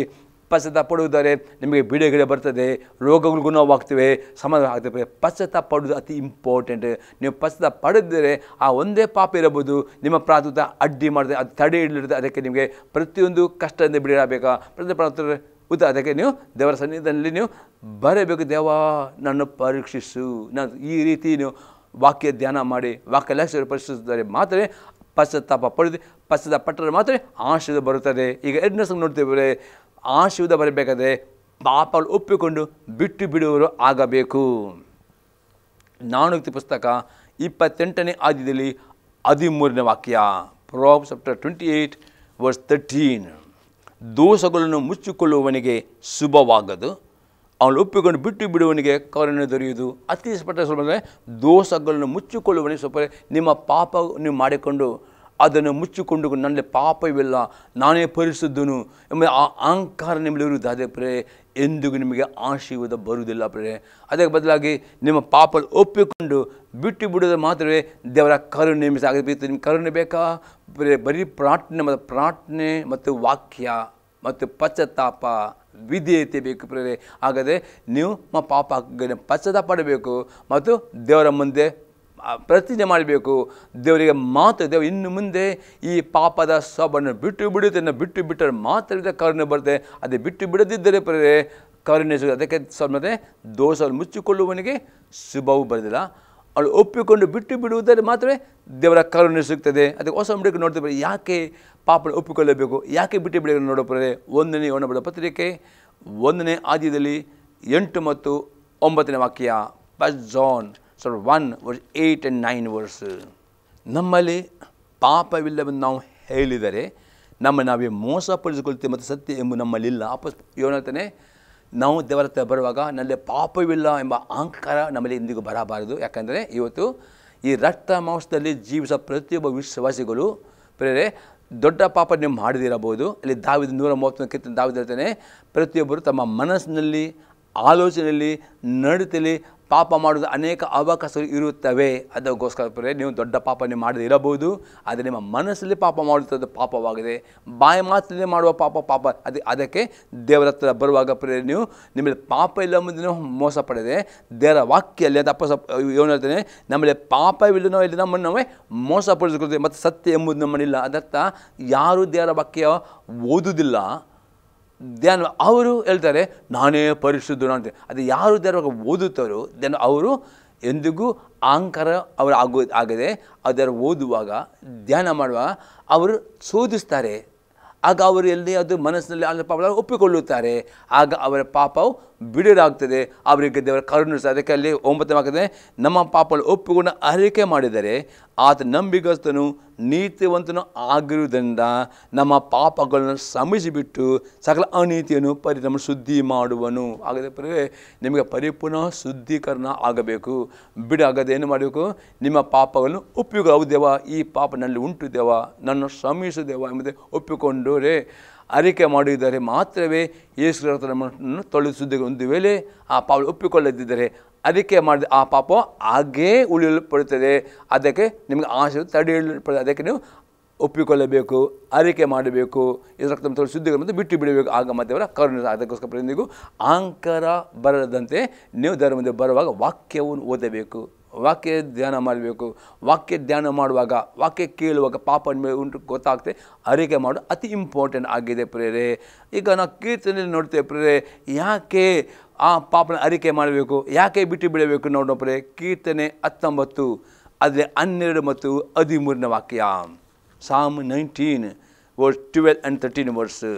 ತನ್ನ ತಪ್ಪುಗಳನ್ನೆಲ್ಲ ತಿಳಿದುಕೊಳ್ಳುವನು ಯಾವನು, ಮರೆಯಾದವ ನನ್ನನ್ನು ನಿರ್ಮಲ ಮಾಡಾನೆ. ನನ್ನ ತಪ್ಪು ತಿಳಿದುಕೊಳ್ಳುವ ಯಾವನು. ಕೆಲವು ಪಾಪಗಳು ನಿಮ್ಗೆ ಗೊತ್ತಾಗೋದಿಲ್ಲ, ಮರೆಯಾಗೊಳ್ತದೆ. ಮರೆಯಾದು ನನ್ನ ನಿರ್ಮಲ ಮಾಡು. ಆಗದೆ ಮರೆಯಾದ ಪಾಪಗಳು ನಿರ್ಮಲವಾಗಬೇಕಾದ್ರೆ ವಾಕ್ಯ ಓದುವುದು, ವಾಕ್ಯ ಧ್ಯಾನ ಮಾಡೋದು ಅತಿ. ಆಗ ಮಾತ್ರ ಮರೆಯಾದ ಗುಪ್ತ ಪಾಪ ನಿಮ್ಗೆ ಪ್ರಕಟವಾಗ್ತವೆ. ಆಗ ನೀವು ಅರಿಕೆ ಮಾಡಿದರೆ ಬಿಟ್ಟು ಬಿಡಿದ ಕರುಣೆ ಸಿಗ್ತದೆ. 13ನೇ ವಾಕ್ಯ ನೋಡ್ತೇವೆ, ಅದಲ್ಲದೆ ಬೇಕೆಂದು ಪಾಪ ಮಾಡಿದಂತೆ ನಿನ್ನ ದಾಸನನ್ನು ಕಾಪಾಡು, ಅಂಥ ಪಾಪಗಳು ನನ್ನನ್ನು ಆಳದಿರಲಿ. ಆಗ ನಾನು ತಪ್ಪಿಲ್ಲದವನಿಗೆ ಮಾದರಿ ಒಳಗಾಗೋದು. ಬೇಕೆಂದು ಪಾಪ ಮಾಡಬೇಕು. ಆಗಿದ್ದ ದೇವರ ವಾಕ್ಯ ಒಬ್ಬ ವಿಶ್ವಾಸ ಓದಿಲ್ಲವು ಅವನು ಮಾಡ್ತಾನೆ, ಗೊತ್ತುಕೊಂಡು ಪಾಪ ಮಾಡ್ತಾನೆ ಮತ್ತು ಪಾಪ ಅವನನ್ನು ಕಂಟ್ರೋಲ್ ಮಾಡ್ತೇವೆ. ಅದಕ್ಕೆ ದೇವರ ವಾಕ್ಯ ಓದುವುದು, ಧ್ಯಾನ ಮಾಡಿಕೊಂಡು ಅದಕ್ಕೆ ವಿದ್ಯಾರಾಗೋದು ಅತಿ ಇಂಪಾರ್ಟೆಂಟ್. ಇಲ್ಲದ್ರೆ ಪಾಪ ನಿಮ್ಮನ್ನು ಕಂಟ್ರೋಲ್ ಮಾಡ್ತದೆ ಮತ್ತು ಇನ್ನೂ ದೊಡ್ಡ ಪಾಪ ಮಾಡ್ತದೆ. ಅದಕ್ಕೆ ಆ ಪಾಪವು ನೀವು ಒಪ್ಪಿಕೊಳ್ಳದಿದ್ದರೆ ನಿಮಗೆ ಆಶೀರ್ವಾದ ತಡೆ ಹಿಡಿಯಲ್ಪಡುತ್ತದೆ. ಅದಕ್ಕೆ ನೀವು ಒಪ್ಪಿಕೊಳ್ಳುವುದು, ಬಿಟ್ಟು ಬಿಡು ಅತಿ ಪ್ರಾಮುಖ್ಯವಾಗಿದೆ. ಇನ್ನೊಂದು ಎಕ್ಸಾಂಪಲ್ ನೋಡ್ತೇವೆ, ಕೀರ್ತನೆ 90 ಅದು 8ನೇ ವಾಕ್ಯ. Psalm 90 verse 8. ನಮ್ಮ ದ್ರೋಹಗಳನ್ನು ನಿನ್ನ ಮುಂದೆಯೂ ನಮ್ಮ ಗುಪ್ತ ಪಾಪಗಳನ್ನು ನಿನ್ನ ತೇಜೋ ದೃಷ್ಟಿಯಲ್ಲಿಯೂ ಇಟ್ಟುಕೊಂಡಿದ್ದೀ. 9ನೇ ವಾಕ್ಯ, ನಿನ್ನ ರೋಷದಿಂದ ನಮ್ಮ ಕಾಲವೆಲ್ಲ ಸಂದು ಹೋಯಿತು, ನಮ್ಮ ವರಸು ನಿಟ್ಟುಸಿರಂತೆ ತೀರಿ ಹೋದವು. ಅಲ್ಲಿ ದಾವಿದಂತಾನೆ, ನಮ್ಮ ದ್ರೋಹಗಳು ನಿನ್ನ ಮುಂದೆಯೂ ನಮ್ಮ ಗುಪ್ತ ಪಾಪಗಳನ್ನು ನಿನ್ನ ತೆಗೆದು ಇಟ್ಟುಕೊಂಡಿದ್ದೀ. ಪ್ರೇರೆ, ಇವತ್ತು ಎಷ್ಟು ನಂಬಿಕೆ ಇಟ್ಟುಕೊಂಡು ನೀಲಿ ಮುಳಿಸಿಕೊಂಡು ಆ ನೀರಿನ ದಿವಸ ನಿಮ್ಮ ಪಾಪ ತೊಳೆದು ಬಿಡುವುದಿಲ್ಲ. ನಿಮ್ಮ ಪಾಪ ತೊಳೆದು ಬಿಡುವುದು ಯಾವಾಗಂದರೆ ನಿಮ್ಮ ಪಾಪ ಒಪ್ಪಿಕೊಂಡು ಅರಿಕೆ ಮಾಡಿದರೆ ಮಾತ್ರವೇ ತೊಳೆದು ಬಿಡ. ಇವತ್ತು ಅನೇಕರು ತಪ್ಪು ಅರ್ಥ ಮಾಡಿಕೊಳ್ಳುತ್ತಾರೆ. ನೀರಲ್ಲಿ ಮುಳಿಸಿಕೊಂಡ ಕೂಡಲೇ ಎಲ್ಲ ಪಾಪ ಸಂಬಂಧ ಇದ್ದಪಡೆ ನೀರಿನಲ್ಲಿ ತೆಗೆದುಕೊಳ್ಳುವುದು. ಯಾಕಂದರೆ ನೀವು ದೇವರ ಮುಂದೆ ಒಡಂಬಡಿಕೆ ಮಾಡೋದು, ನಾನು ನಿನ್ನ ಮುಂದೆ ನನ್ನ ಪಾಪಕ್ಕೆ ಸಾಗುತ್ತೇನೆ, ಯೇಸು ಕ್ರಿಸ್ತನಿಗೆ ಸಾಕ್ಷಿಯಾಗಿ ಯೇಸು ಕ್ರಿಸ್ತನಿಗೆ ನಾನು ಸಾಕ್ಷಿ ಜೀವಿಸ್ತೇನೆ ಎಂಬುದಾಗಿ. ಅದೇ ಪಾಪ ಪರಿಹಾರವಾಗಬೇಕಾದರೆ, ಪಾಪ ತೊಳೆದು ಹೋಗಬೇಕಾದ್ರೆ ನಿಮ್ಮ ಪಾಪಗಳನ್ನು ಇದ್ದಾಗಿ ಒಪ್ಪಿಕೊಳ್ಳಬೇಕು, ಅರಿಕೆ ಮಾಡಬೇಕು. ಆವಾಗ ಮಾತ್ರ ಈ ಪಾಪಗಳು ತೊಳೆದು ಬಿಡ್ತದೆ, ಇಲ್ಲದೆ ಆ ಪಾಪಗಳು ಉಳಿದು ಹೋಗ್ತದೆ. ಅದಕ್ಕೆ ಇಲ್ಲಿ ದಾವೀದ ಹೇಳ್ತಾನೆ, ನಮ್ಮ ದ್ರೋಹಗಳು ನಿನ್ನ ಮುಂದೆಯೂ ನಮ್ಮ ಗುಪ್ತ ಪಾಪವನ್ನು ಇಟ್ಟುಕೊಂಡಿದ್ದೀ. ಆ ಪಾಪ ಪಶ್ಚಾತ್ತಾಪ ಪಡೆದು ಏನಾಗ್ತದೆ, ನಿನ್ನ ರೋಷದಿಂದ ನಮ್ಮ ಕಾಲು ಸಂದು ಹೋಯಿತು, ನಮ್ಮ ವರ್ಷ ನಿಟ್ಟುಸಿರು. ಅದರ್ಥ ನಿಮ್ಮ ಜೀವಿತದಲ್ಲಿ ಪಾಪಗಳನ್ನು ಬಚ್ಚಿಡುವುದಾದರೆ ನಿಮ್ಮ ಆರೋಗ್ಯವು ಸುಧಾರಿಸುವುದಿಲ್ಲ, ರೋಗಗಳು ಗುಣವಾಗದೆ ನಿಮ್ಮ ಆಯುಷ್ಯ ಹಿಡಿಯಂತೆ ರೋಗದಲ್ಲಿ ವ್ಯಾಧಿ ಪೀಡಿತರಾಗಿ ಇರಿತೀರಿ. ಇದು ದೇವರ ಚಿತ್ತವಲ್ಲ. ದೇವರ ಚಿತ್ತ ಏನು? ನೀವು ಈ ಲೋಕದ ಜೀವಿಸುವ ಆರೋಗ್ಯವಂತರಾಗಬೇಕು. ನೀವು ಎಲ್ಲ ರೀತಿಯಲ್ಲಿ ಆಶೆಯನ್ನು ಆಗದೆ ಆರೋಗ್ಯ ಸಿಗಬೇಕಾ? ಆಶೆ ಒಂದೇ ಕಂಡೀಷನ್ ಪ್ರೇರೆ. ಇವತ್ತು ಅನೇಕರು ಡಾಕ್ಟರ್ನ ಮದ್ದು ಮಾಡ್ತಾ ಇದ್ದಾರೆ, ಗುಣವಾಗುವುದಿಲ್ಲ. ಗುಣವಾದ ಕಾಯಿಲೆ ಇದ್ದೀರಿ, ಇದೇ ಗುಣವಾದ ಕಾಯಿಲೆ ಗುಣ ಆಗಬೇಕಾ ಪ್ರೇರೆ? ದೇವರ ಬನ್ನಿ, ದೇವ ನನ್ನಲ್ಲಿ ಗುಪ್ತ ಪಾಪವನ್ನು ತಿಳಿಯಪಡಿಸು ಎಂದು ನೀವು ಕೂಗುವುದಾರೆ. ವಾಕ್ಯದ ದೇವರ ಆತ್ಮ ನಿಮಗೆ ವಾಕ್ಯದ ಮುಖ ಮಾತನಾಡಿದರೆ, ಈ ಟಿವಿಯನ್ನು ಪಚ್ಚದ ಪಡುವುದಾರೆ. ಆ ಗುಪ್ತ ಪಾಪಗಳು ತೊಳೆಯಲ್ಪಡುವಾಗ ನಿಮಗೆ ಇರುವ ಎಲ್ಲ ಕಾಯಿಲೆಯಿಂದ ನೀವು ಗುಣ ಹೊಂದಿಕೊಂಡು ಆರೋಗ್ಯವಂತರಾಗಿಕೊಂಡು ನಿಮ್ಮ ಆಯುಷ್ಯವು ಸಂತೋಷವಾಗಿ ನೀವು ಜೀವನ ಕಲಿಯಲಿಕ್ಕೆ ನಿಮಗೆ ಸಾಧ್ಯವಾಗುತ್ತಿಲ್ಲದೆ ನಿಮ್ಮ ಆಯುಷ್ಯವು ಎಂದರೆ ಅದು ಮುಟುಕುಗೊಳ್ಳುತ್ತದೆ. ಅದು ದಿನವಿಡೀ ನೀವು ರೋಗ ಪೀಡಿತರಾಗ್ತದೆ. ಇದು ದೇವರ ಚಿತ್ತವಲ್ಲ ಪ್ರಿಯ. ಅದಕ್ಕೆ ದಾವೀದನು ಆ ರೀತಿ ದೇವ ನನ್ನ ಪರೀಕ್ಷಿಸು, ನಾನು ಹುಡುಕು ಎಂಬುದಾಗಿ ಹೇಳುತ್ತಾನೆ ಪ್ರಿಯರೇ. ಇನ್ನೊಂದು ವಾಕ್ಯ ನಾವು ನೋಡ್ತೇವೆ ಪ್ರಿಯರೇ, ಕೀರ್ತನೆ 25ನೇ ಕೀರ್ತನೆಯಲ್ಲಿ ಪ್ರಿಯರೇ, ನಮ್ಮ ಯೌವನದ ಪಾಪಗಳು ಕೆಲವು ಸರಿ ಅದು ಅರಿಕೆ ಮಾಡಿದರೆ ಅಲ್ಲಿ ಸಹ ಪ್ರಿಯ ಆಶೀರ್ವಾದ ತಡೆ ಹಿಡಿಯಲ್ಪಡ್ತದೆ ಪ್ರಿಯರೇ. ನಾವು ನೋಡ್ತೇವೆ ಕೀರ್ತನೆ 25ನೇ ಕೀರ್ತನೆಯಲ್ಲಿ 7ನೇ ವಾಕ್ಯ, ಸಾಮ್ 25:7, ಯೆಹೋವನೇ ನನ್ನ ಯೌವನದ ತಪ್ಪುಗಳನ್ನು ದ್ರೋಹಗಳನ್ನು ಮನಸ್ಸಿನಲ್ಲಿಲ್ಲದೆ ನಿನ್ನ ಕೃಪೆ ತಕ್ಕಂತೆ ದಯಾಪೂರ್ವಕ ನನ್ನ ನೆನೆಸು. ಪ್ರೇರೆ, ನಿಮ್ಮ ಯೌವನ ಪ್ರಾಯದಲ್ಲಿ ಮಾಡಿದ ಪಾಪಗಳನ್ನು ಸಹ ಪ್ರೇರೆ ನೀವು ದೇವರ ಹತ್ರ ಅರಿಕೆ ಮಾಡಬೇಕು ಪ್ರೇರೆ. ದೇವರ ಹತ್ರ ಕೇಳಬೇಕು, ದೇವ ಹೌದು ನೀವು ಸಂಸ್ಕಾರ ಮಾಡಿದ್ದೀರಿ, ನಿಮ್ಮ ದೇವರ ಮಕ್ಕಳಾಗಿದ್ದೀರಿ, ಪವಿತ್ರ ಹೊಂದಿಕೊಂಡಿದ್ದೀರಿ, ಅದು ಬಿಡುಗಡೆ ಬರಬೇಕಾದರೆ ದೇವರ ಸಣ್ಣ ಕುಳಿದುಕೊಂಡು ನೀವು ಎಲ್ಲ ನಿಮ್ಮ ಅರಿಕೆ ಪಾಪವನ್ನು ಲೀಸ್ಟ್ ಮಾಡಿರಿ ಮತ್ತು ಎಲ್ಲವನ್ನು ಅರಿಕೆ ಮಾಡಿ ಆಗ ಅದು ತೊಳೆದು ಮತ್ತು ಅದು ಕ್ಯಾನ್ಸಲ್ ಮಾಡಿ ಪ್ರಿಯ. ಹಾಗಾದರೆ ಯೌವನದಲ್ಲಿ ನೀವು ಮಾಡಿದ ಯಾವುದೇ ಪಾಪಗಳು ನೀವು ಅರಿಕೆ ಮಾಡದಿದ್ದರೆ ಅದು ನಿಮಗೆ ಕೆಲವು ಆಸೆ ಇದೆ, ಅದು ಅಡಿ ಇರ್ತದೆ. ಅದಕ್ಕೆ ಪ್ರಿಯ ನೀವು ದೇವರ ವಾಕ್ಯ ಥರ ಶೋಧಿಸಬೇಕು ಮತ್ತು ಎಲ್ಲಿಯಾವುದು ಯಾವೊಂದು ಪಾಪಗಳಿದ್ದರೂ ಅರಿಕೆ ಮಾಡಬೇಕು. ಆಗ ದೇವರ ಪರಿಪೂರ್ಣ ನಿಮಗೆ ಬಿಡುಗಡೆ ಕೊಡುವನು ಆಗಿದ್ದಾರೆ ಪ್ರಿಯ. ಇನ್ನೊಂದು ಎಕ್ಸಾಂಪಲ್ ನೋಡ್ತೇವೆ, ಕೀರ್ತನೆ 139ನೇ ಕೀರ್ತನೆಯಲ್ಲಿ 1ರಿಂದ 4ನೇ ವಾಕ್ಯ ತನಕ, ಸಾಮ್ 139:1-4. ಯೆಹೋವನೇ, ನೀವು ನನ್ನನ್ನು ಪರೀಕ್ಷಿಸಿ ತಿಳ್ಕೊಂಡಿದ್ದೀ, ನಾನು ಕೂತ್ಕೊಳ್ಳುವುದು ಹೇಳುವುದು ನಿನಗೆ ಗೊತ್ತಿದೆ. ದೂರದಿಂದಲೇ ನನ್ನ ಆಲೋಚನೆಗಳನ್ನು ಬಲ್ಲವನಾಗಿರುತ್ತಿ, ನಾನು ನಡೆಯುವುದನ್ನು ಮಲಗುವುದನ್ನು ಶೋಧಿಸಿ ಗ್ರಹಿಸಿಕೊಳ್ಳುತ್ತಿ. ನನ್ನ ನಡತೆಯಲ್ಲಿ ನಿನಗೆ ಗೋಚರವಾಗಿದೆ. ಯೆಹೋವನೇ, ನನ್ನ ನಾಲಿಗೆಯ ಮಾತುಗಳಲ್ಲಿ ನೀನು ಅರಿಯದೇ ಇರುವಂಥದ್ದು ಒಂದೂ ಇಲ್ಲ. ಪೆಲೆ ದಾವೀದನು ಅತಿ ಸ್ಪಷ್ಟವಾಗಿ ತಿಳ್ಕೊಂಡನು, ದೇವರು ನಾವು ಕೂತ್ಕೊಳ್ಳುವುದು, ನಡೆಯುವುದು, ಮಲಗುವುದು ಅವನ್ನೆಲ್ಲವೂ ದೇವರಿಗೆ ಗೊತ್ತುಂಟು. ಬಾಯಲ್ಲಿ ಮಾತು ಪ್ರತಿ ಮಾತುಗಳು ದೇವ್ರಿಗೆ ಗೊತ್ತು. ಆಗದೆ ಇವತ್ತು ನೀವು ದೊಡ್ಡ ದೊಡ್ಡ ಪಾಪಗಳು ಮಾಡದಿರಬಹುದು, ಆಲೋಚನೆಯಲ್ಲಿ ಒಂದು ಕೆಟ್ಟ ಆಲೋಚನೆ ಮಾಡುವುದಾದರೆ ಅಥವಾ ಮಾತಿನಲ್ಲಿ ಕೆಟ್ಟ ಮಾತು, ಅದು ಸಹ ಪಾಪ ನಿಮ್ಮ ಆಶೀರ್ವಾದಕ್ಕೆ ಅಡ್ಡಿ ಆಗುತ್ತದೆ ಪ್ರೇರೆ. ಅದಕ್ಕೋಸ್ಕರ ಪ್ರೇರೆ ನೀವು ದೇವರ ಹತ್ರ ಬರಬೇದೇವ, ನನ್ನ ಪರೀಕ್ಷಿಸು, ನನ್ನ ಶೋಧಿಸು. ಎಲ್ಲಿ ಯಾವುದನ್ನು ಪಾಪ ಮಾಡುವುದಾದರೆ ಆಗ ಮಾತ್ರ ವಾಕ್ಯ ಓದುವಾಗ, ವಾಕ್ಯ ಧ್ಯಾನ ಮಾಡುವಾಗ, ವಾಕ್ಯ ಕೇಳುವಾಗ ನೀವು ಲಕ್ಷ ಕೇಳಿ ವಾಕ್ಯ ಧ್ಯಾನ ಮಾಡಿ ಈ ರೀತಿ ಪಶ್ಚಾತ್ತಾಪ ಪಡುವುದಾದರೆ ನಿಮ್ಮ ಜೀವನ ಪೂರ್ತಿ ನಿಮಗೆ ಆಶೀರ್ವಾದವು, ಆರೋಗ್ಯವು, ಬಿಡುಗಡೆಯು ನಿಮಗೆ ಸಿಗುತ್ತದೆ. ಸಂತೋಷ, ಪ್ರತಿದಿನವೂ ನೀವು ಸಂತೋಷದ ದಿನ ಕಳೆಯಲಿಕ್ಕೆ ಸಾಧ್ಯವಾಗ್ತದೆ. ಒಂದು ವೇಳೆ ಪ್ರೇರೆ ನಿಮ್ಮ ಜಗಳ ಪಾಪ ಗುಪ್ತವಾಗಿಟ್ಟರೆ ನೀವು ಸಂತೋಷ ಪಡಲಿಕ್ಕೆ, ಆರೋಗ್ಯವಂತ ಜೀವನಕ್ಕೆ ಅದು ಅಡ್ಡಿ ಆದ. ಅದಕ್ಕೆ ಪ್ರೇರೆ ದಾವೀದನ ಹಾಗೆ ನಿಮ್ಮ ಜೀವಿತ ಹುಡುಕುವುದು, ಪ್ರಾರ್ಥಿಸುವುದು ಅತಿ ಅಗತ್ಯವಾಗಿದೆ. ಮೂರನೇ ಸಂಗತಿ ನಾವು ನೋಡ್ತೇವೆ, ದಿನಾಲು ನಮ್ಮ ಪೂರ್ವ ಸ್ವಭಾವಗಳನ್ನು ತೆಗೆದು ಹಾಕುವ ಆಗಬೇಕು. ಎಫೆಸೀಯರಿಗೆ ಬರೆದ ಪತ್ರಿಕೆ 4ನೇ ಅಧ್ಯಾಯದಲ್ಲಿ 22ರಿಂದ 24ನೇ ವಾಕ್ಯ ತನಕ, ಎಫೆಸೀಯರ್ 4:22-24 ತನಕ. ಯೇಸುವಿನಲ್ಲಿರುವ ಸತ್ಯೋಪದೇಶವು ಯಾವುದೆಂದರೆ, ನೀವು ನಿಮ್ಮ ಇಂದಿನ ನಡತೆಯನ್ನು ಅನುಸರಿಸದೆ ಪೂರ್ವ ಸ್ವಭಾವವನ್ನು ತೆಗೆದು ಹಾಕಿ ಬಿಡಬೇಕು. ಅದು ಮೋಸಕರ ದೂರದ ಕೆಟ್ಟು ಹೋಗೋದು. ಅತಿ ಸ್ಪಷ್ಟ ಅಪಸ್ಪಷ್ಟನೆ. ಯೇಸು ಸತ್ಯೋಪದೇಶ ಯಾವುದೆಂದರೆ, ಬರೀ ಯೇಸು ನಂಬಿಕೆ ಇಡುವುದು, ನೀರಿನ ಮಿಳಿತ ತೆಗೆದುಕೊಳ್ಳೋದು ಮಾತ್ರವಲ್ಲ, ದಿನಾಲು ನೀವು ನಿಮ್ಮ ಇಂದಿನ ನಡತೆಯನ್ನು ಅನುಸರಿಸದೆ ಪೂರ್ವ ಸ್ವಭಾವ ತೆಗೆದು ಹಾಕಿ ಬಿಡಬೇಕು. ಅದು ಮೋಸಕರ ಉದ್ದೇಶ ಕೆಟ್ಟು ಹೋಗೋದು. ಅಪಸ್ಪಷ್ಟನೆ. ಯೇಸು ಕ್ರಿಸ್ತ ಉಪದೇಶ ಎಂದರೆ ಬರೀ ನಂಬಿಕೆ ಇಡುವುದು ಮಾತ್ರ, ಪ್ರತಿದಿನ ನಿಮ್ಮ ಪೂರ್ವ ಸ್ವಭಾವವನ್ನು ತೆಗೆದು ಹಾಕಬೇಕು. ಅದಕ್ಕೆ 23 ಆಗ್ತದೆ, ನೀವು ನಿಮ್ಮ ಅಂತರ್ಯದಲ್ಲಿ ಹೊಸಬರಾಗಿ ನೂತನ ಸ್ವಭಾವದಲ್ಲಿ ಪ್ರತಿದಿನ ನಿಮ್ಮ ಅಂತರ ಹೊಸ ಸ್ವಭಾವ ಆಗಿದೆ. ದಿನಾಲು ಓದುವವರು, ಧ್ಯಾನ ಮಾಡುವರು ಆಗೋದು ಮಾತಲ್ಲ, ವಾಕ್ಯಕ್ಕೆ ವಿಧೇಯರಾಗಬೇಕು. ಎಷ್ಟು ದೇವರ ವಾಕ್ಯಕ್ಕೆ ವಿಧೇಯರಾಗ ಅಷ್ಟು ಹೊಸ ವ್ಯಕ್ತಿಯಾಗಿ ಹೊಸ ಸತ್ಯ ನಡೀಲಿಕ್ಕೆ ನಿಮಗೆ ಸಾಧ್ಯವಾಗ್ತದೆ. ವಾಕ್ಯ ಧ್ಯಾನ ಮಾಡುವಾಗ ಪೂರ್ವ ಸ್ವಭಾವವನ್ನು ಕಂಡುಹಿಡಿಯಬೇಕು ಮತ್ತು ಆ ಸ್ವಭಾವವನ್ನು ತೆಗೆದು ಹಾಕಬೇಕು. ನೀವೇ ತೆಗೆದು ಹಾಕಬೇಕು, ಇನ್ನೊಬ್ಬರು ತೆಗೆಯಲಿಕ್ಕೆ ಆಗುವುದಿಲ್ಲ. ನೀವೇ ನಿಮ್ಮ ಪಾಪ ತೆಗೆದು ಹಾಕಬೇಕು. ಮತ್ತು ವಾಕ್ಯ ವಿಧೇಯರಾಗುವುದರೆ ದಿನಾಲು ನೂತನ ಸ್ವಭಾವವನ್ನು ಧರಿಸಿಕೊಳ್ಳಲು ಸಾಧ್ಯವಾಗ್ತದೆ. ಮತ್ತು 20ನೇ ವಾಕ್ಯ, ಆ ಸ್ವಭಾವವು ಇದರ ಹೋಲಿಕೆ ಮೇರೆಗೆ ಸತ್ತನ ಗುಣವಾದ ನೀತಿ ಉಳ್ಳ ದೇವರ ಬಳಿ ನಿರ್ಮಿಸಬೇಕು. ಯಾವಾಗ ದೇವರ ವಿದ್ಯರಾಗ್ತೀರಿ ಆಗ ನಿಮ್ಮ ನೀತಿವಂತಿಕೆ ಅಭಿವೃದ್ಧಿ ಆಗ್ತದೆ. ದೇವರ ಭಯವನ್ನು ನಿಮ್ಮಲ್ಲಿ ತೋರಲ್ಪಡುತ್ತದೆ. ಪವಿತ್ರ 9 ಫಲಗಳು ಕಂಡು ಬರ್ತವೆ. ಮತ್ತು ಅಂಥ ನೀತಿವಂತನ ದೇವರು ಆಶೀರ್ವಾದ ಮಾಡುತ್ತಾನೆ. ನೀತಿವಂತ ದೇವರು ದಯೆ ತೋರುತ್ತಾನೆ. ನೀತಿವಂತ ಕಷ್ಟ ಅನೇಕವಿದ್ದರೂ ಅವನಿಗೆ ಎಲ್ಲ ಕಷ್ಟದಲ್ಲಿ ಬಿಡುಗಡೆ. ಈಗ ನೀತಿವಂತನಿಗೆ ಅನೇಕ ವಾಗ್ದಾನ ಉಂಟು. ಹಾಗಾದರೆ ದೇವರು ನಿಮಗೆ ಕೊಳ್ಳಪಟ್ಟ ಎಲ್ಲ ವಾಗ್ದಾನ ಹೊಂದಿಕೊಳ್ಳಬೇಕಪ್ಪ. ದಿನಾಲು ವಾಕ್ಯ ಓದಬೇಕು, ವಾಕ್ಯ ಧ್ಯಾನ ಮಾಡಬೇಕು, ಪೂರ್ವ ಸ್ವಭಾವವನ್ನು ತೆಗೆದಾಗಬೇಕು. ಮತ್ತು ವಾಕ್ಯ ವಿಧೇಯರಾಗುವುದರ ಮಾತ್ರವೇ ಪ್ರತಿದಿನ ನೀವು ಆಶೀರ್ವಾದದ ದಿನ, ಸಂತೋಷಕರವಾದ ದಿನ, ಅದ್ಭುತಕರವಾದ ದಿನ, ದೇವರ ಕೃಪೆಯ ದಿನವಾಗಿ ನೀವು ಅನುಭವ ಮಾಡಲಿಕ್ಕೆ ನಿಮಗೆ ಸಾಧ್ಯವಾಗ್ತದೆ. ಪ್ರೇರೆ 4ನೇ ಸಂಗತಿ ನೋಡ್ತೇವೆ, ದಿನಾಲು ನಮ್ಮ ಮನಸ್ಸಾಕ್ಷಿಯನ್ನು ಶುದ್ಧೀಕರಿಸುವವರು ಆಗಬೇಕು. ಇಬ್ರಿಯವರಿಗೆ ಪತ್ರಿಕೆ 10ನೇ ಅಧ್ಯಾಯದಲ್ಲಿ 22ನೇ ವಾಕ್ಯ, Hebrews 10:22.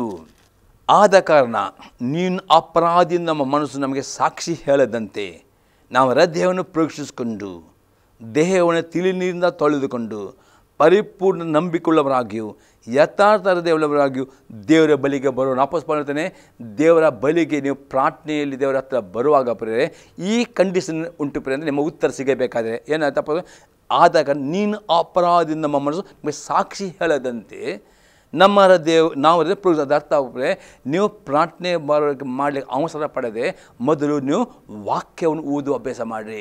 ವಾಕ್ಯವನ್ನು ಧ್ಯಾನ ಮಾಡಿ. ವಾಕ್ಯ ಓದುವಾಗ, ವಾಕ್ಯ ಧ್ಯಾನ ಮಾಡುವಾಗ ಈ ವಾಕ್ಯವು ನಿಮ್ಮ ಮನಸ್ಸನ್ನು ಅಪರಾಧಿನ ತೀರ್ಪು ಕೊಡುವುದರೆ ಕೂಡಲೇ ಪಾಪ ಒಪ್ಪಿಕೊಂಡು ಅರಿಕೆ ಮಾಡಿ ಹಾಗೆ ತೊಳೆದು ಶುದ್ಧೀಕರಿಸ್ತದೆ. ಒಂದು ಪಾಯಿಂಟ್ ಆಗಿದೆ ಬರೇ. ಆನಂತರ ಅಪ್ಪಸ್ಪಡೆ ದೇಹವನ್ನು ತಿಳಿ ನೀರು ತೊಳೆದುಕೊಳ್ಳಬೇಕು. ಇದು ಅರ್ಥವಾಗಿದೆ. ಅಳ್ಳೊಂಬಿಕೆಯಲ್ಲಿ ಪ್ರೆ ದೇವರ ಗುಡಾರಕ್ಕೆ ಹೋಗೋ ಮೊದಲು ನೀರಿನ ಗಂಗಾಳ ಇತ್ತು ಪ್ರೆ ಅದರಲ್ಲಿ ಅಲ್ಲಿ ಹೋಗೋರು ಎಲ್ಲ ಯಾಜಕರು ಆ ನೀರಿನ ಗಂಗಾಳದೆ ತಮ್ಮ ಕೈಗಳು ತೊಳೆದುಕೊಂಡು ಹೋಗಬೇಕು. ಇಲ್ಲೇ ಸಾಯುತ್ತೆ. ಅದು ಅರ್ಥ ಇವತ್ತು ಅಪ್ಪಸ್ಪಡೆ ದೇವರ ವಾಕ್ಯವಾಗಿದೆ. ದೇವರ ಸನ್ನಿಧಾನ ಪರಿಶುದ್ಧವಾದ ಸನ್ನಿಧಾನವಾಗಿದೆ. ಆ ಪರಿಶುದ್ಧ ದೇವರ ಪ್ರಾರ್ಥನೆ ಮಾಡುವಾಗ ನೀವು ಪ್ರಾರ್ಥನೆ ಕೇಳಬೇಕಾದ್ರೆ ನೀವು ದೇವರ ವಾಕ್ಯವನ್ನು ಓದುವಾಗ ವಾಕ್ಯ ಧ್ಯಾನ ಮಾಡಿ. ವಾಕ್ಯ ಏನು ಮಾಡ್ತದೆ, ನಿಮ್ಮ ಮನಸ್ಸನ್ನು ಅದನ್ನು ಶುದ್ಧೀಕರಿಸಿಕೊಂಡು ನಿಮಗೆ ಶುದ್ಧೀಕರಣ ಮಾಡುತ್ತೆ. ಅದಕ್ಕೆ ದೇಹವನ್ನು ತಿಳಿ ತೊಳೆದುಕೊಳ್ಳುವುದು ಅಂದರ್ಥ. ನೀವು ಪ್ರಾರ್ಥನೆ ಮಾಡೋ ಮೊದಲು ಗಡಿಬಿಡಿ ಮಾಡಿ ಪ್ರಾರ್ಥನೆ ಮಾಡೋಕ್ಕಿಂತಲೂ ನೀವು ಪ್ರಾರ್ಥನೆ ಮಾಡೋ ಮೊದಲು ದೇವರ ಓದಬೇಕು. ವೈಯಕ್ತಿಕವಾಗಿ ಪ್ರಾರ್ಥನೆ ಮಾಡುವಾಗ ಧ್ಯಾನ ಮಾಡಬೇಕು. ಆಗ ನಿಮ್ಮ ಪಾಪ ಇದ್ದರೆ ಮನಸ್ಸಾಕ್ಷಿ ಅದು ಒಪ್ಪಿಕೊಳ್ಳಬೇಕು. ಆಗ ಮನಸ್ಸಾಕ್ಷಿ ನಿಮಗೆ ಅಪರಾಧ ತೀರ್ಪು ಕೊಡಬಾರದು. ದೇವರ ವಾಕ್ಯ ಓದುವಾಗ ನಿಮ್ಮ ದೇಹವು ನಿಮ್ಮ ಶರೀರ ಆತ್ಮ ದೇವರ ವಾಕ್ಯವನ್ನು ತೊಳೆದು ಶುದ್ಧೀಕರಿಸುತ್ತದೆ.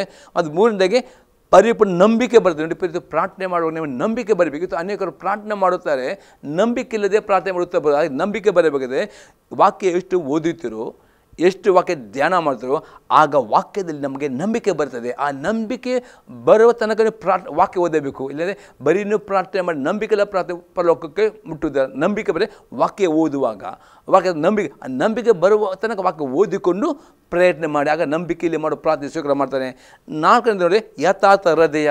ಯಥಾರ್ಥ ಹೃದಯ ಅಂತ ವಾಕ್ಯವನ್ನು ಧ್ಯಾನ ಮಾಡುವಾಗ ನೀವು ಪಶ್ಚಾತ್ತಾಪ ಪಡುತ್ತೀರಿ. ವಾಕ್ಯ ಓದುವಾಗ ನೀವು ನಿಮ್ಮ ಮನಸ್ಸು ಶುದ್ಧೀಕರಿಸ್ತದೆ, ನಂಬಿಕೆ ಯಾಕಂದರೆ ವಿಧೇಯತೆ. ವಾಕ್ಯ ಓದುವಾಗ ಕೆಲವೊಂದು ಆಜ್ಞೆಗಳು ಉಂಟು. ಆ ಆಜ್ಞೆಗಳಿಗೆ ಏನು ಮಾಡಿ ವಿಧೇಯರಾಗಿಕೊಂಡು ಮಾಡೋ ಪ್ರಾರ್ಥನೆ ಅದು ಪರಿಣಾಮಕರವಾದ ಪ್ರಾರ್ಥನೆ ಆಗಿದೆ. ಆ ಪ್ರಾರ್ಥನೆಯಲ್ಲಿ ಅಭಿಷೇಕ ಹೊಂದುತ್ತೀರಿ, ಆ ಪ್ರಾರ್ಥನೆಯಲ್ಲಿ ಸಮಾಧಾನ ಹೊಂದುತ್ತೀರಿ, ಆ ಸಂತೋಷ ಹೊಂದಿಕೊಳ್ಳುತ್ತೀರಿ. ಆ ಪ್ರಾರ್ಥನೆ ಮಾಡಿದ ಕೂಡಲೇ ಉತ್ತರ ಹೊಂದಿಕೊಳ್ಳುತ್ತೀರಿ, ಕೃಪೆ ಹೊಂದುತ್ತೀರಿ, ಆಶೀರ್ವಾದ ಬರ್ತದೆ. ಹಾಗಾದರೆ ಈ ರೀತಿ ನಿಮ್ಮ ಪ್ರಾರ್ಥನೆ ಎಫೆಕ್ಟ್ ಆಗ್ತದೆ. ಮೊದಲು ಪ್ರಾರ್ಥನೆ ಗಡಿಬಿಡಿ ಮಾಡಬೇಡಿರಿ. ಮೊದಲು ಪ್ರಾರ್ಥನೆ ಮಾಡಿ ವ್ಯಕ್ತಿಯ ಪ್ರಾರ್ಥನೆ ಮಾಡೋದು ದೇವರ ವಾಕ್ಯವನ್ನು ಓದಬೇಕು, ಧ್ಯಾನ ಮಾಡಬೇಕು. ಆ ಧ್ಯಾನ ಮಾಡಿ ಮತ್ತೆ ಪರೀಕ್ಷಿಸಿರಿ, ಅಲ್ಲಿ ಪಾಪ ಇದ್ದರೆ ಒಪ್ಪಿಕೊಳ್ಳಿರಿ. ಹಾಗೆ ಈಶ್ವರನ ತೊಳೆದು ಶುದ್ಧೀಕರಿಸ್ತದೆ. ದೇವರ ವಾಕ್ಯ ಎಷ್ಟು ಓದಿತರೋ ಧ್ಯಾನ ಅಷ್ಟು ನಿಮ್ಮ ಮನಸ್ಸು ಆನಂದ ಶುದ್ಧೀಕರಿಸಲ್ಪಡುತ್ತದೆ. ವಾಕ್ಯ ಓದುವಷ್ಟು ನಿಮ್ಮ ನಂಬಿಕೆ ಜಾಸ್ತಿ ಇದೆ ಮತ್ತು ವಾಕ್ಯ ವಿದ್ಯಾರ್ಥಿ ಎತ್ತಾಗ್ತದೆ. ಈ 4 ಸಂಗತಿಗಳು ವಾಕ್ಯದ ಮುಖಾಂತರ ಮಾಡಬೇಕು ಮೊದಲು, ಆನಂತರ ಪ್ರಾರ್ಥನೆ ಮಾಡಿರಿ. ಆ ಪ್ರಾರ್ಥನೆ ಪರಿಣಾಮಕಾರವಾದ ಪ್ರಾರ್ಥನೆ ಇದೆ. ಆ ಪ್ರಾರ್ಥನೆಗೆ ದೇವರು ಉತ್ತರ. ಆ ಪ್ರಾರ್ಥನೆ ಸ್ತುತಿ ಆರಾಧನೆ ಉಪಜಾತಿಯೇ ಆಶೀರ್ವಾದ ಅಂದರೆ ನಿಮ್ಮ ಸ್ತುತಿ ಆರಾಧನೆ ಮೇಲಕ್ಕೆ ಹೋಗುತ್ತದೆ, ಆಶೀರ್ವಾದ ನಿಮಗೆ ಬರುತ್ತದೆ. ಇಲ್ಲದೇನಿರ್ತದೆ ನೀವು ಪ್ರಾರ್ಥನೆ ಮಾಡ್ತೀರಿ. ಅದಕ್ಕೆ ಎಕ್ಸಾಂಪಲ್ ಪ್ರಸಂಗಿ ಪುಸ್ತಕ 5ನೇ ಅಧ್ಯಾಯದಲ್ಲಿ 1 ಮತ್ತು 2ನೇ ವಾಕ್ಯ. ಪ್ರಸಂಗಿ ಚಾಪ್ಟರ್ 5 ವಾಕ್ಯ 1 ಮತ್ತು 2ನೇ ವಾಕ್ಯ. ಯಾಕೆ ದೇವರ ವಾಕ್ಯ ಮೊದಲು ಓದಬೇಕು ಯಾಕೆ ಎಂಬುದಾಗಿ ಇಲ್ಲಿ ಪ್ರಸಂಗಿ ಪುಸ್ತಕದಲ್ಲಿ 5ನೇ ಅಧ್ಯಾಯದಲ್ಲಿ 1 ಮತ್ತು 2ನೇ ವಾಕ್ಯ ನೋಡಬಹುದು. ಎಕ್ಲೆಸಿಯಸ್ ಚಾಪ್ಟರ್ 5 verse 1 and 2 ವರ್ಸ್. ದೇವಸ್ಥಾನಕ್ಕೆ ಹೋಗುವಾಗ ನಿನ್ನ ಹೆಜ್ಜೆಯನ್ನು ಗಮನಿಸು, ಮೂಢರ ಯಜ್ಞಕ್ಕಿಂತ ಸಾನ್ನಿಧ್ಯಕ್ಕೆ ಬಂದು ಕಿವಿ ಕೊಡುವುದಿಲ್ಲಿಸು. ತಾವು ಮಾಡುವುದು ಅದರ ಮುಂದೆ ಮೂಢರಿಗೆ ಗೊತ್ತೇ ಇಲ್ಲ. ಬಾಯಿ ದುಡುಕಬೇಡ, ದೇವರ ಮುಂದೆ ಮಾತಾಡೋ ನಿರ್ಣಯದಲ್ಲಿ ಆತುರ ಪಡೆದಿರು. ದೇವರು ಆಕಾಶದಲ್ಲಿದ್ದನಲ್ಲವೇ, ಇನ್ನು ಭೂಮಿಯ ಮೇಲಿದ್ದಿ, ಆದಾಗ ನನ್ನ ಮಾತು ಕೊಂಚವಾಗಿರಲಿ. ಇಲ್ಲ ಪ್ರಶ್ನೆ ಹೇಳ್ತೇನೆ, ದೇವರ ಸ್ಥಾನ ಅಂದರೆ ದೇವರ ಸನ್ನಿಧಾನಕ್ಕೆ ಬರುವಾಗ ಪ್ರಾರ್ಥನೆ ಮಾಡೋ ಮೊದಲು ನಿನ್ನ ಹೆಜ್ಜೆ ನಿನ್ನ ಜೀವಿತ ಗಮನಿಸಬೇಕು ಮೊದಲು. ಯಾಕಂದರೆ ದೇವರು ಪರಿಶುದ್ಧವಾಗಿದ್ದಾನೆ. ಪರಿಶುದ್ಧ ಪ್ರಾರ್ಥನೆ ಮಾಡುವ ಈ ವಾಕ್ಯ ಓದಿ ನಿಮ್ಮ ಅದನ್ನು ಪರೀಕ್ಷೆ ದೇವ ನನ್ನ ಪರೀಕ್ಷಿಸಿದ ವಾಕ್ಯದ ಮುಖಾಂತರ. ಇಲ್ಲಿ ಅದರ ಪಾಪ ಹಾಗೆ ನೀವು ಪರೀಕ್ಷೆ ಮಾಡಿ ಓದುವಾಗ ನಿಮ್ಮಲ್ಲಿ ಪಾಪ ಇರುವುದೇ ವಾಕ್ಯ ನಿಮಗೆ ತೋರಿಸಿಕೊಡುತ್ತೆ. ಪಶ್ಚಾತ್ತಾಪಡಿರಿ. ಆಗನಲ್ಲದೆ ಈ ರಕ್ತ ತೊಳೆಯುತ್ತದೆ, ವಾಕ್ಯನ ಶುದ್ಧೀಕರಿಸುತ್ತದೆ, ನಂಬಿಕೆ ಬರ್ತದೆ, ವಿಧೇಯರಾಗಿರಿ. ಯಾತರ ಹಾಗೆ ಮಾಡೋ ಪ್ರಾರ್ಥನೆ ಅಕ್ಸೆಪ್ಟ್ ಮಾಡುತ್ತಾನೆ. ಇಲ್ಲದಂತೆ ನೀವು ಮೂಢರಾಗ್ತೀರಿ, ಪ್ರಾರ್ಥನೆ ಮಾಡ್ತೀರಿ, ಆದರೆ ಪಾಪ ಇದ್ದ ನಿಮಿತ್ತವಾಗಿ ಆ ಪ್ರಾರ್ಥನೆ ದೇವರು ಸ್ವೀಕಾರ ಮಾಡಲಿಕ್ಕೆ ಆ ಪಾಪ ಅಡ್ಡಿ ಆಗ್ತದೆ. ಅದಕ್ಕೆ ನೀವು ಎಷ್ಟು ಗಂಟೆ ಪ್ರಾರ್ಥನೆ ಮಾಡಿದ್ರು ಸಹ ಈ ಪಾಪ ಅಲ್ಲಿ ಅಡ್ಡಿದ ನಿಮಿತ್ತ ಪ್ರಾರ್ಥನೆ ತಡೆ ಹಿಡಿದು. ಅದಕ್ಕೆ ಇಲ್ಲಿ ಪ್ರಸಂಗ ಅಂತಾನೆ, ದೇವಸ್ಥಾನಕ್ಕೆ ಹೋಗುವಾಗ ನಿನ್ನ ಹೆಜ್ಜೆಯನ್ನು ಗಮನಿಸು. ಮೂಢರ ಯಜ್ಞ ಎಂದರೆ ಮೂಢರು ತನ್ನಲ್ಲಿ ಪಾಪ ಬಗ್ಗೆ ಅರಿಕೆ ಮಾಡದೆ ಅವರು ಯಜ್ಞ ಮಾಡಿದೆ, ಅದು ದೇವರು ಸ್ವೀಕಾರ ಮಾಡೋದು. ಮೂಢ ಯಜ್ಞಕ್ಕಿಂತ ಸಾನ್ನಿಧ್ಯ ಕಿವಿ ಕೂಡದಂತೆ ಪ್ರಾರ್ಥನೆ ಮಾಡುವ ಮೊದಲು ದೇವರ ವಾಕ್ಯವನ್ನು ಕೇಳಬೇಕು, ದೇವರ ಸ್ವರನೇ ಕೇಳಬೇಕು. ಅದು ದೇವರ ವಾಕ್ಯ ಓದುವಾಗ ಧ್ಯಾನ ಮಾಡುವ ದೇವರ ಮಾತನಾಡಿ ಆ ಮಾತು ಕೇಳಿ ವಿಧೇಯತೆಯಿಂದ ಪ್ರಾರ್ಥನೆ ಮಾಡಿರಿ. ಆ ಪ್ರಾರ್ಥನೆ ಸ್ವೀಕಾರ ಮಾಡುತ್ತಾನೆ. ಪ್ರಿಯರೇ, ತಾವು ಮಾಡು ಅದನ್ನು ಮೂಢ ಗೊತ್ತೇ ಇಲ್ಲ. ಬಾಯಿ ದುಡುಕಬೇಡ, ದೇವರ ಮುಂದೆ ಮಾತಾಡಿ ನಿನ್ನಲ್ಲಿ ಆತುರ ಪಡೆದರು. ದೇವರ ಆಕಾಶದಲ್ಲಿದ್ದನಲ್ಲವೇ, ನೀನು ಭೂಮಿಯಲ್ಲಿದ್ದಿ, ಆದಾಗ ನಿನ್ನ ಮಾತು ಕೊಂಚವಾಗಿರೋದು ಅಂತ ನೀವು ಕಡಿಮೆ ಪ್ರಾರ್ಥನೆ ಮಾಡಬೇಕಲ್ಲ, ಪ್ರಾರ್ಥನೆ ಜಾಸ್ತಿ ಮಾಡಿ. ಆದರೆ ಪ್ರಾರ್ಥನೆ ಪರಿಣಾಮಕಾರಿ ಆಗಬೇಕು, ಪ್ರಾರ್ಥನೆ ಆಶೀರ್ವಾದ ತರಬೇಕು, ಪ್ರಾರ್ಥನೆಯಲ್ಲಿ ಅಭಿಷೇಕ ಹೊಂದಬೇಕು, ಪ್ರಸನ್ನ ಹೊಂದಬೇಕಾದ್ರೆ ನೀವು ಪ್ರಾರ್ಥನೆ ಮಾಡೋ ಮೊದಲು ನಿಮ್ಮ ಜೀವಿತವನ್ನು ಈ 10-20 ವಾಕ್ಯದ ಪ್ರಕಾರ ನಿಮ್ಮ ಮನಸ್ಸು ಸಾಕ್ಷಿ ಹೇಳಿದಂತೆ ಹೃದಯವನ್ನು ಪರೀಕ್ಷಿಸಿಕೊಳ್ಳಬೇಕು, ದೇವರನ್ನು ತೊಳೆದುಕೊಳ್ಳಬೇಕು, ನಂಬಿಕೆ ಬರಬೇಕು. ನಿಮ್ಮ ಅರ್ಥದಲ್ಲಿ ಯಥಾರ್ಥತೆಯಿಂದ ಪ್ರಾರ್ಥನೆ ಮಾಡೋದು ಪ್ರಾರ್ಥನೆ ಪರಿಣಾಮಕಾರಿಯಾಗ್ತದೆ, ಆಶೀರ್ವಾದದಾಯಕವಾಗ್ತದೆ, ಅಭಿಷೇಕವಾಗ್ತದೆ. ದೇವರು ತಾನೇ ನಿಮ್ಮ ಸಂಗಡ ಮಾತನಾಡಿದ ಒಂದು ಪ್ರಸನ್ನತೆ ನೀವು ತುಂಬ. ಈ ರೀತಿಯಲ್ಲಿ ನೀವು ಪ್ರಾರ್ಥನೆ ಮಾಡಬೇಕಾದ್ರೆ ದಾವೀದನಾಗಿ, ದೇವ ನನ್ನ ಪರೀಕ್ಷಿಸು, ನಾನು ಶೋಧನೆ ಎಂಬ ರೀತಿಯಲ್ಲಿ ನೀವು ಪ್ರಾರ್ಥನೆ ಮೂಲಕ ವಾಕ್ಯದ ಮೇಲೆ ಶೋಧಿಸಿಕೊಂಡು ಪ್ರಾರ್ಥನೆ ಮಾಡಿರಿ. ದೇವರು ನಿಜವಾಗಿ ನಿಮ್ಮನ್ನು ಆಶೀರ್ವದಿಸುತ್ತಾನೆ. ಎಲ್ಲ ಕಷ್ಟ, ಎಲ್ಲ ದುಃಖ, ಎಲ್ಲ ಚಿಂತೆ ಎಲ್ಲ ಸಹ ನಿಮಗೆ ಬಿಡುಗಡೆ ಕೊಡಲಾಗಿದೆ. ದೇವರು ನಮಗೆ ಸ್ತೋತ್ರವಾಗಲಿ. ಈ ಸಂದೇಶ ನಿಮ್ಮ ಜೊತೆ ಉತ್ತೀರ್ಣವಾಗುತ್ತದೆ. ನಿಮ್ಮ ಅಭಿಪ್ರಾಯ ತಿಳಿಸಿರಿ. ನಿಮ್ಮ ಒಟ್ಟಿಗೆ ನಾನು ಪ್ರಾರ್ಥನೆ ಮಾಡ್ತೇನೆ. ಪ್ರಾರ್ಥನೆ ಮಾಡೋಣ. ಪರಲೋಕದ ದೇವರೇ, ಯೇಸು ಕ್ರಿಸ್ತನ ನಾಮದಲ್ಲಿ ಸ್ತೋತ್ರವನ್ನು ಕೊಂಡಾಡ್ತೇನೆ. ದೇವ, ಈ ಸಂದೇಶ ಮುಖಾಂತರ ನಿನ್ನ ಮಾತಾದ ಪ್ರತಿಯೊಂದು ಮಾತುಗಳು ಪ್ರತಿಯೊಬ್ಬರ ಜೀವಿತದಲ್ಲಿ ಪಶ್ಚಾತ್ತಾಪಕ್ಕೆ ನಡೆಸಬೇಕು. ದೇವ, ಪ್ರತಿಯೊಬ್ಬರು ದೇವ ಆ ವಿಧೇಯತೆಯಿಂದ ಕೂಡಿದ ಪ್ರಾರ್ಥನೆ ಮಾಡೋದು ಕಲಿಸಿಕೊಡು. ಮತ್ತು ಈ ಪ್ರಾರ್ಥನೆ ಪ್ರತಿಯೊಬ್ಬರು ಆಶೀರ್ವಾದ ಹೊಂದುವಂತೆ, ಬಿಡು ಹೊಂದುವಂತೆ, ಆರೋಗ್ಯ ಹೊಂದುವಂತೆ, ಸಮಾಧಾನ ಹೊಂದುವಂತೆ ನಿನ್ನ ಕೃಪೆಯನ್ನು ಕೊಡಬೇಡ ಅಂತ ಬೇಡ್ಕೊಳ್ತೇನೆ ಯೇಸು ಕ್ರಿಸ್ತನ ನಾಮದಲ್ಲಿ. ಆಮೇನ್. ನಾನು ತಿಳಿಬೇಕಲ್ವ, ತಂದೆಯವರ ಪ್ರೀತಿಯು, ಯೇಸು ಕ್ರಿಸ್ತನ ಕೃಪೆಯು, ಪವಿತ್ರ ಅನ್ಯನತೆಯು ಸದಾ ಕಾಲವು ಈ ಸಂದೇಹಗಳ ಪ್ರತಿಯೊಬ್ಬರ ಸಂಗಡದಲ್ಲಿ. ಆಮೇನ್. Praise the Lord. ದೇವರನ್ನು ಆಶೀರ್ವಾದ ಮಾಡಲಿ.